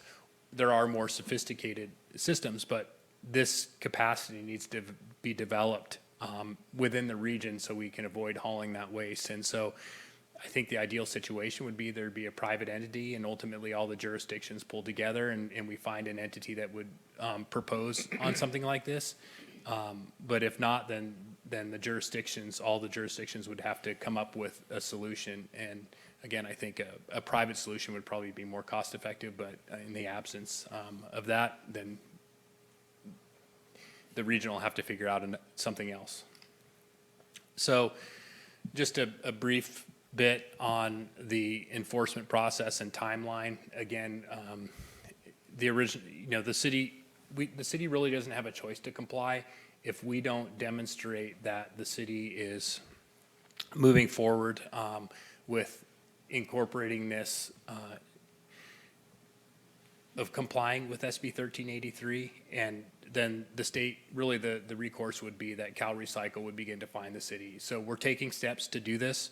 This is really the first step, is the passage of this ordinance. We're working with the other cities in the county, in Humboldt County, to develop a compliance roadmap. That won't be a published document, but it essentially spells out all of the different steps that will be necessary for the long-term compliance with SB 1383. And initially, the big driver is, where do we take all this organic waste? Collecting it. Recology, our franchise hauler, has already ordered the bins. They've ordered the trucks. They're going to be ready on January 1st. We will be able to find a short-term solution to haul this out of the county or haul it somewhere to an approved facility. The next big step is going to be, how do we recover the edible food that's currently being thrown away? And do our local nonprofits have the capacity to be able to recover this and distribute this food? And that's a big question. They're still working on that product, but those are the two deadlines that are right in front of us right now. So when you're talking about the region is working on a plan, who's heading that up? So the city is participating with all of the cities in the county, and a contract was put out. HWMA agreed to manage the project. So I've had a lot of involvement. City of Eureka, Arcata, all the cities have been participating, and we crafted an RFP. We hired a consultant, and HWMA is administering the contract, but we've been very hands-on and being a part of it. It's not so much like some of the other county plans where, you know, we're peripherally involved. We're really helping to drive this, and we've had a significant amount of involvement in crafting what the scope of work is and reviewing the deliverables and helping to steer the decisions that are being made along the way. So, if we had a city engineer, they may step up right now, but we have one public works director and a very small engineering department. So this is something that I'm leading in the short term, because we really don't have other staff that we can assign this to. Are we providing any administrative fees for that? Yeah, so we contributed, I have to look back at our total, I think it was just under $10,000. So all the jurisdictions had to submit proportionally, and that was distributed based on population. Some of the entities that are members of HWMA took some of the funds that they contributed to HWMA, and a portion was paid for with the fees that they pay to HWMA, but the city isn't a member, so we paid our direct share. So, everybody's contributing proportionally to that effort. And I will say that it's going very well. And when it comes to solid waste and implementation of new regulations, it does make sense to work together because we're all having to do the same thing rather than each one of us embarking on a separate effort. And we have great cooperation with the other cities, and with HWMA, it's been working out very well. So I'm not going to read this whole thing to you, but these are all the different elements that are included in the ordinance. It's essentially just a outline list of everything that is in the ordinance. So requirements for, and I think I'll go into detail on the ones I think, but essentially that I think the council would be more interested in, but the requirement for single family and multifamily to have that waste collection, to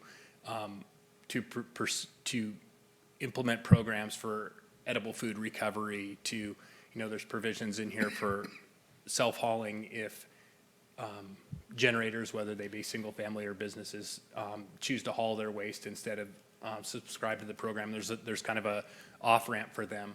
And also compliance with the Cal Green requirements for building code, the model water efficiency landscaping ordinance, and then the procurement, how would the city buy materials and what are our requirements for materials. So there's a number of those items that are within the ordinance. I think the key areas that the city really is going to be interested in, the biggest change for our residents is going to be that mandatory collection is required for all businesses, individuals, and single-family residents. The development of the edible food recovery program. Again, people are interested in self-haul. There's people who compost all of their waste, or there's people who are really good at self-hauling. Cal Recycle is, in talking with Cal Recycle representatives, they see this as the exception, not the rule. So our plan would be to, the way this would roll out is everybody would have service unless they're able to get a waiver and demonstrate that they're self-hauling. So that might be one question you have, but when we pass this ordinance and it becomes effective on January 1st, 2023, everybody's going to have service. And the only way to get out of it is if they do the self-haul provisions and opt out. So that's a pretty big one. I think that's the most significant change. And who decides whether or not they get to opt out? So there's provisions, and again, Gary's here. I'll get him in the conversation in a minute, but there's provisions in this. Because it said the city, right? The When I was reading the the ordinance. responsibility is on the city. So people would have to fill out a certification form that they're taking the organic waste and they're hauling it to an appropriate facility. Under the waivers for generators, it says the enforcement agency. That would be us. Okay, well, that's what I didn't know if it was us or if it was Humboldt County Environmental Health or. Yeah, so we, and we'll get into this. I want to get Gary in the conversation. I'll finish the PowerPoint, but we do have the ability with this ordinance. This is one of the things that Gary's been helpful with is we have the ability to delegate to others. And so there may be efficiencies if, for example, we contract with County Environmental Health to do some of the oversight work and the city doesn't have to do it. Perhaps we could reduce staff's time and the requirements for on the city. So for self-haulers then, would it be on the city to do inspections on those self-haulers, or how would that be handled? Again, I want to get Gary in the conversation, but I think that the thought is that they would have there would be a waiver that would, they'd have to have a certification. I don't know, Gary, can you hear me? Yeah, I'm happy to jump in. In terms of inspections for the self-haulers, there's a 5-year certification based on feedback from the workshop, and the city would only be conducting additional inspections or looking into that if there's some reason to think that self-haul wasn't actually occurring.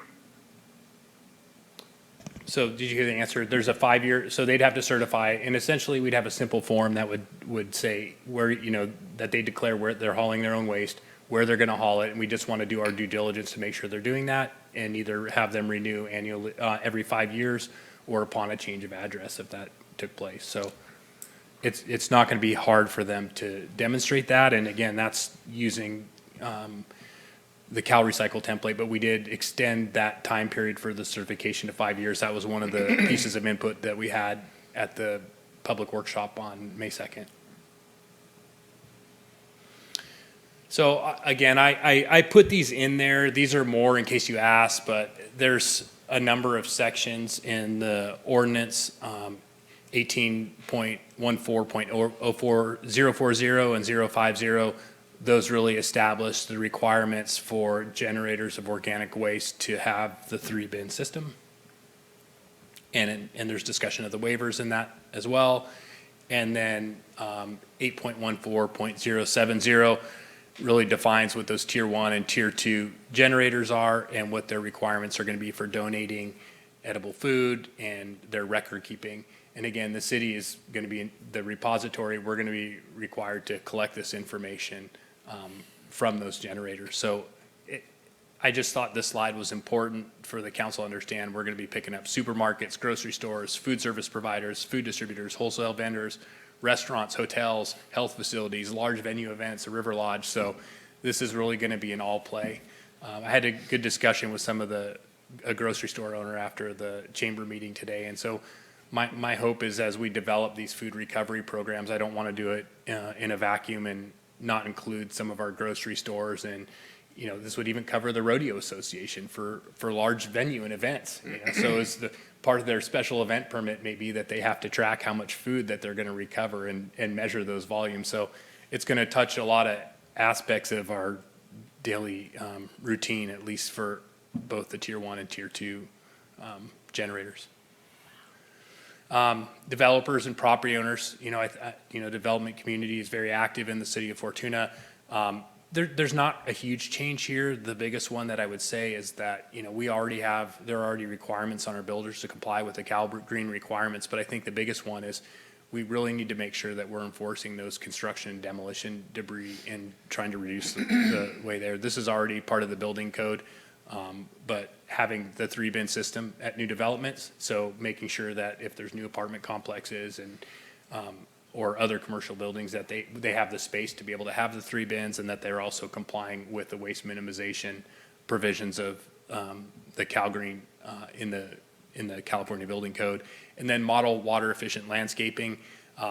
There's requirements that they use a certain amount of this recycled product, and the details aren't in here, but all new landscaping will be required to have approximately 6 inches of compost, or new exposed dirt to have 3 inches of mulch. And I looked at that and I thought, boy, is this something that Cal Recycle put in here, or is it completely impractical? But I talked to a couple of landscape contractors that I've worked with, and they said, normally we do include these things. So that's an area that I don't think it's unrealistic for folks who are doing landscaping to be able to comply with that.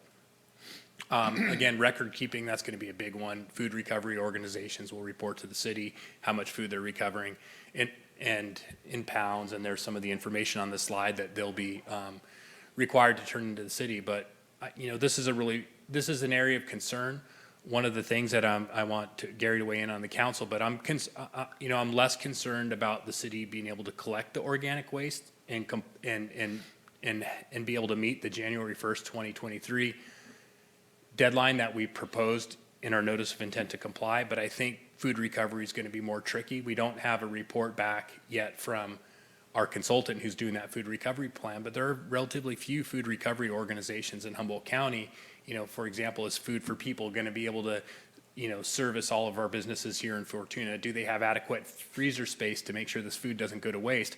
In the absence of capable food recovery organizations, this could be a really tricky one. Whereas in some other communities where you have very active food banks and they have a lot more capacity, Humboldt County is spread out over a large area, and this could be one that's pretty tough. So I'm hoping that we can make the food recovery component, or at least I would propose to the council, that's the one change I'd have in the ordinance. Since I'd like to shift this to June of 2023 instead of January. I don't think there's any way we're going to be able to meet that. And if the council agrees, I would like to make that change in the ordinance, and Gary can point to the provision or the proper section. All these nonprofits are going to be not just Fortuna, but Eureka, Arcata, Trinidad, all these places are going to have the same thing. So do they have the freezer space? Yeah. Refrigerator space? To be seen. And one of the things that does give me a little bit of confidence is that the consultant that we're working with has done this in a number of communities. They don't seem alarmed at all. I'm pretty nervous about it, but they seem to be pretty confident they're going to be able to identify what the stream of recoverable food is, and they'll be able to identify what the capacities are.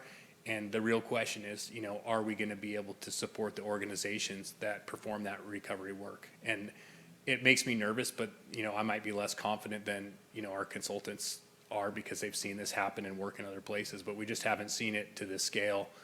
A lot of the smaller cities, they can get waivers on the collection of organic waste, for the mandatory service, but they are not going to be exempted from the recovery of food waste. So it's going to be, it will be an all play on the food recovery portion of this. So have we been in communication with the food pantries here in town? Not so much yet. I'm waiting for the draft plan from our consultant that really looks at those capacities. And then once we receive that draft plan, that's something I'd like to present to the council, but we're going to have to adopt a policy, and we're going to have to see what steps we take next. So that's one of the really tricky things about this. The organic collection and disposal, our next step will be to work with Recology to incorporate that into our franchise agreement and figure out a way to pay for it. We don't even know where it's going to go yet, but we can negotiate that franchise agreement and the tasks that Recology will have to do. With regard to food recovery, it's unknown, will we have to enter into MOUs with food recovery organizations or not? I don't know the answer to that yet, but it really just depends. Will generators want to haul that waste themselves to, Eureka if they have a large facility there, or are we going to have to develop satellite facilities? And, if those food recovery organizations can't do it, are we going to be responsible for helping build that capacity and pay for some of those improvements? It's one of the things we just don't know, and we're being forced into this timeline to avoid being in regulatory jeopardy. Well, in some of these local, pantries, if the sooner they know about that, and even though we don't know numbers or how this is going to eventually, sort out, but it just puts them on notice that this is something that we'd be looking at, and you might be receiving, these food items. I talked to the people at the Parish Activity Center, and they don't have the staff and the space to, they only collect that stuff once or twice a week, Right. not 7 days a week. Well, that's what I'm saying. The sooner we make contact with, whether it's the SDA or the PAC, and let them know this is coming down the road. We don't know specifics, Yeah. but this will. Our consultant is conducting outreach with every one of the food recovery organizations, and they're identifying those. So we're relying a lot on them. Again, they've done this in a number of communities. This is something the city never does. So we're going to get that report, and then we'll bring back. But that's the real difficult thing about passing this ordinance is we're agreeing to comply with develop programs that we don't even know what they are yet. And, that's a tricky spot to be. Self-haulers, there's provisions in section 8.14.100 for self-haulers report to the city, and I just wanted to point out that we did change the certification to every 5 years. Most people aren't moving or changing addresses that much. We wanted to avoid the paperwork nightmare of having to get those reports and see them back every 5 years. This will be probably one of the things that we're asking Recology to do for us, so, or not to get the self-haul reports, but they'll have to track who's self-hauling and who's not, so we don't want to have to be in a state of flux and changing who they're collecting from every couple of years and send out bins and then until we get their certification. We don't want to do that more than every 5 years, so. Will that entail having to get receipts that would, of course, have to wait, but also the type of This'll refuge? pretty much be, this will pretty muge be the certification form they submit to the city. And so Recology is going to give them service unless we give Recology a form. Now, I don't think we've determined how we get, I think the city will be responsible for collecting those certification forms, getting them to Recology, and if not, they're going to have service. Okay, but for the self-haulers themselves that take the garbage or whatever to Recology, are they going to have to get some kind of a form other than a receipt? Yeah, Linda Wise may have some comments on that one. We already track where people are coming from, so it's not really, that big of a deal to do it. So it's on the receipt.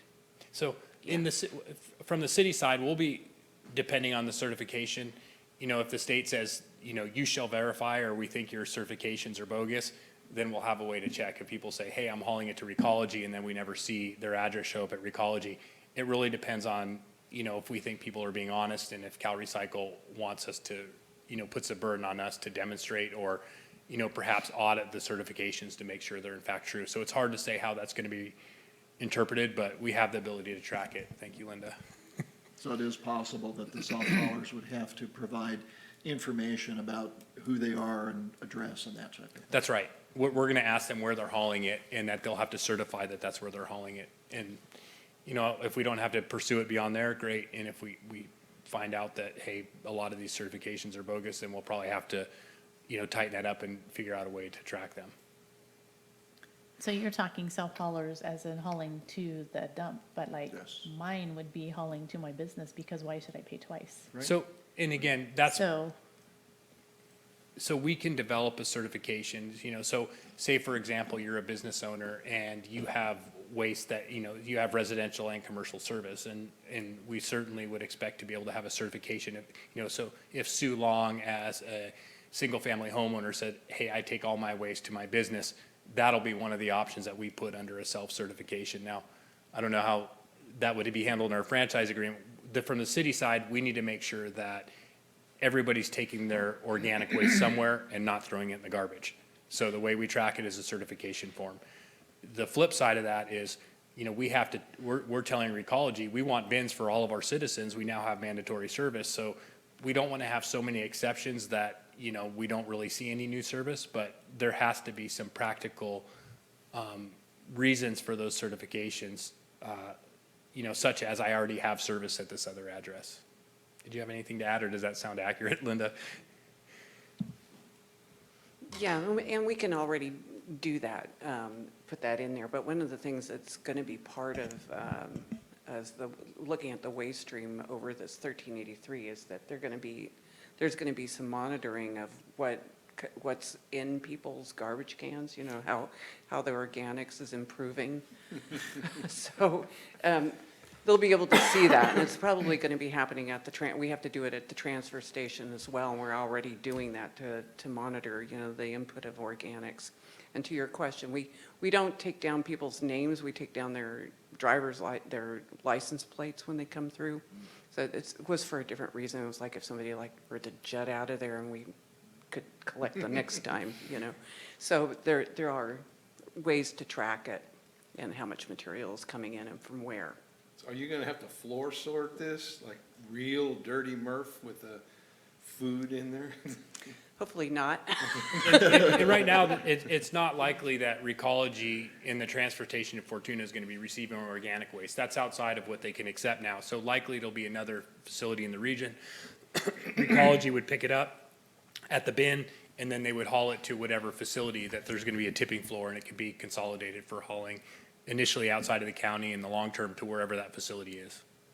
So I don't think the type of detail that you're talking about with regard, for instance, with Sue hauling from her house to her business is included in the ordinance, but does it need to be? Should it be? Gary, I don't know if you heard that question, but the question is, if somebody has a reason that, is other than their self-hauling to an appropriate facility, should we include the option if they have another way? For example, if somebody has a business and they take their personal waste to their business, should we include specific language in the ordinance to allow for that, or is that something that we can handle in the development of a certification form later? I think it's broad enough as drafted to include it in the certification form that'll be developed by the city manager and staff. It requires that it be transported to an appropriate facility, but that would be accomplished by going through the commercial subscription, by bringing it to a business and putting it in the right receptacle there. So I think it's broad enough to cover that. Thank you. Thank you, Gary. I'm looking out for you. So I think I just have a couple more slides. So our next step is, one of the reasons why we're pushing the schedule here is there was a grant. It's a small grant. It's a minimum of $20,000. If we can have the first and second reading before June 14th, we submitted an application. We could qualify for that grant. It may be more, but it would contribute the funds the city needs towards that consultant effort, staff time, legal review time, development of the draft ordinance franchise agreement, so it would go a long way towards covering those costs at a minimum. And so that's kind of a small incentive the state has thrown out there to encourage us to move rapidly on this, other than, that's the carrot. You know, it's not a big one, but there's definitely a stick out there as well. So as soon as we pass this ordinance, we'll be, and we've already started negotiating the franchise agreement and revisions with Recology. We need to get that done soon, even though they've proceeded in good faith and they're ordering all the equipment that they know they'll need to be able to service the city. We still have to agree to those terms of compensation, and then the tasks that we're going to ask them to take on that would otherwise be the city, such as, you know, route reviews, the nature of the, you know, how much waste is in these different cans. So we have a good partner with Recology. They definitely have the capabilities to do the things that we're going to need. And then we already spoke about participating with HWMA in the development of that food recovery program. You know, I'm very interested in this because I'm less certain of how we're going to achieve it, but this is one that is going to be coming up next.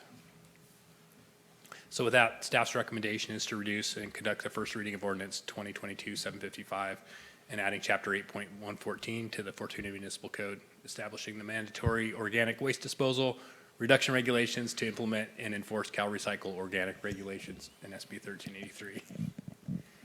So Gary's here. He helped draft this and put it into its current form. And Gary, we don't have any other members in the public here than staff, so I'm going to turn it back to the council. Do you guys have any questions? I think you covered it pretty well. Do you have any questions? I don't. All right, no questions. So, Gary, thank you for being here. Did you hear that, Gary? Public comment? Mayor Long said thank you for being here. They don't have any questions. Well, thank you for having me. All right, so we will open the public hearing. Does anyone from the public wish to comment on this item? Lady way in the back? Oh. The 432 people that are here? All right, we will close public hearing. I will move. Public comment? I'll move to conduct the first reading and adopt ordinance 2022-755 and read by title only. I'll second. All right, we have a motion and a second. Sienna? Ordinance number 2022-755, an ordinance of the City Council of the City of Fortuna, California, amending Title 8, Health and Safety of the Fortuna Municipal Code by adding Chapter 8.14, Organic Reduction and Recycling Ordinance. Councilmember Johnson? Yes. Councilmember Losi? Yes. Mayor Long? Yes. Thank you for being on, Gary.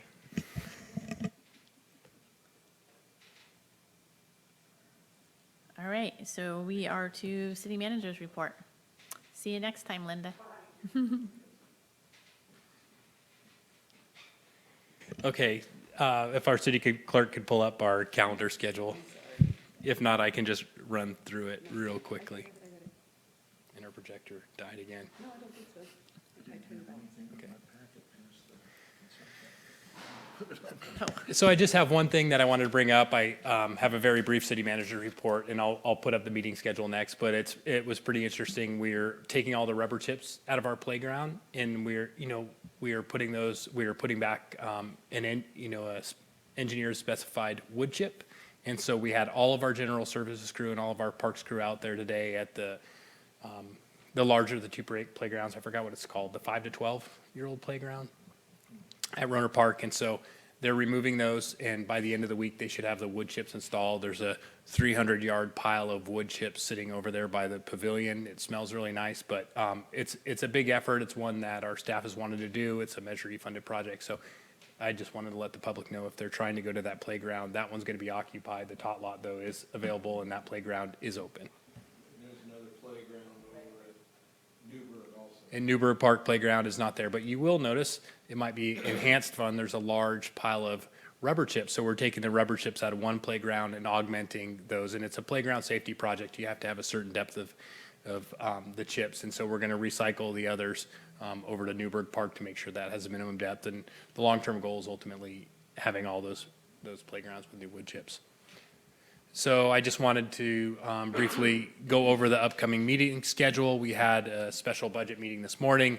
We will have another special budget meeting at May 23rd at 9:00 a.m. That's an in-person meeting in council chambers. Our next regular council meeting will be on June 6th at 6 o'clock PM. And I think I have that on there twice. Our next planning commission meeting will be on May 24th at 6 PM. Our Measure E committee meeting is way out there in September, and our next Roner Community Recreation Park District meeting is on June 6th. So the big focus in those upcoming meetings will be the passage, working on our budget, and we hope to be able to adopt the budget on June 6th. That concludes my staff report. All right, thank you.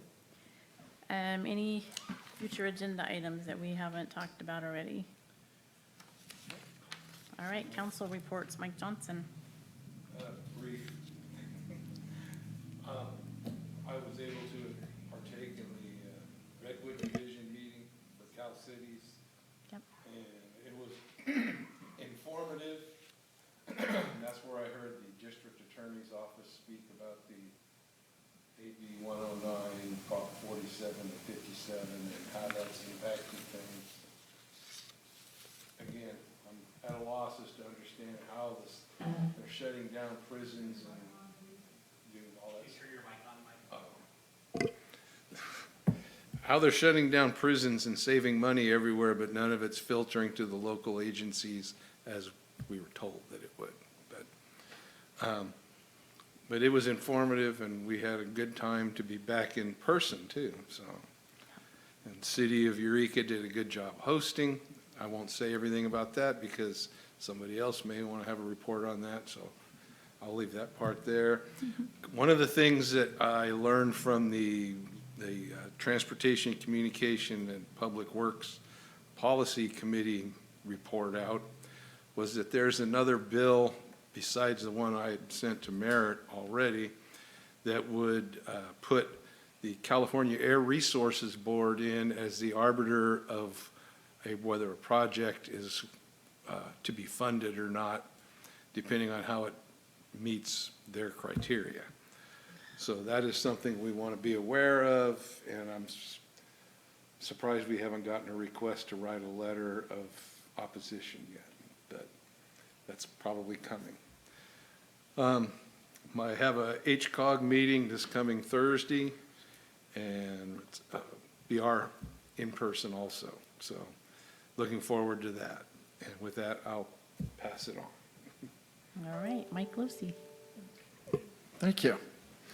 I haven't had any meetings since the last council meeting. I have a meeting Wednesday for LAFCO, and then the third, it'll be next week for RCEA. But I do want to remind everybody that the 2022 annual Fortuna Chamber Dinner is in person, and it's this Wednesday, May 18th. Tickets are $75, and it's at the North Coast Hitching Post, which is out Table Bluff Road. It's going to be a lot of fun. It's going to include a murder mystery program and then a dessert dash, and I'm not really sure what that's going to be. But tickets, I think there are still some available. And check-in is at 5, social hour starts at 5:30, dinner at 6:30, and it should be a fun evening had by all. Just want to remind everybody that ballots went out last week, mail-out ballots went out. So a reminder to get those ballots marked and back in the mail and handed in and sent in for the June 7th election. That's all I have. All right, thanks. Well, lots of city meetings between FBID and budget, so that's keeping us all busy. This is the second time we've been at City Hall today. Last week I had a quick executive meeting for REDAC to approve a line of credit. We'll have our regular board meeting next week on Monday after the budget workshop in the morning. I didn't get to go to the bike rodeo because I had baseball games and a memorial to go to, but I've been hearing really positive comments, and it was a great turnout from what I'm hearing. So I'm excited that the Parks and Rec are starting to do more things with the youth, and I think just bike safety is just really, really important. So I thank them for doing that. I did go to the Kiwanis 80-year celebration to present them a proclamation, and they had a good turnout for their lunch. I had to leave quickly because I had grandchildren, but Mike Johnson was there representing, so this is good. League of California Cities meeting in Eureka was very informative, a lot of legislation and a lot of oppose and left's amended because Sacramento is just flipping crazy. And you just can't even wrap your head around the things they sit around and think of. And even in their own bills they're trying to pass, you have one directed at parking, and then, 4 down on the thing, we have another one directed at parking, so they can't even come to any kind of agreements, and it's just it's frustrating. But anyway, Sarah Sanders, our rep, does an amazing job getting us information and walking through those bills with us because some of them are pretty complicated. But it's always fun to be able to get together with our peers from other cities, and we did the Skywalk. Did you do that? What's that? Oh, yes. Yeah, okay. We did the Skywalk at the zoo, which I had not been on that before, and that was pretty cool. That was our little outing after our sitting in meetings all day, and then we had a great dinner at Oberon, is that how you say it? Oberon Grill? Oberon, yeah. So they did a good job putting it together, so it was nice. And we got to see a baby owl. Yeah. Yeah, that was a pretty cool Skywalk thing. I don't know how much it costs normally to go, but they said they're having a lot of tourists, like their hotels are filling up just because of that one venue that we've added, so kind of cool. Yeah. So anyway, we do have a closed session item tonight. We have conference with legal counsel, anticipated litigation, initiation of litigation pursuant to paragraph 4 of subdivision D of section 54956.9, one case. So we have no public here to comment on this item before we go into closed session, so we just need a motion to adjourn to closed session. Move to adjourn to closed session. Second. All right, we have a motion and a second to adjourn to closed session, so we will end our regular open session now, and all in favor? Aye. Okay.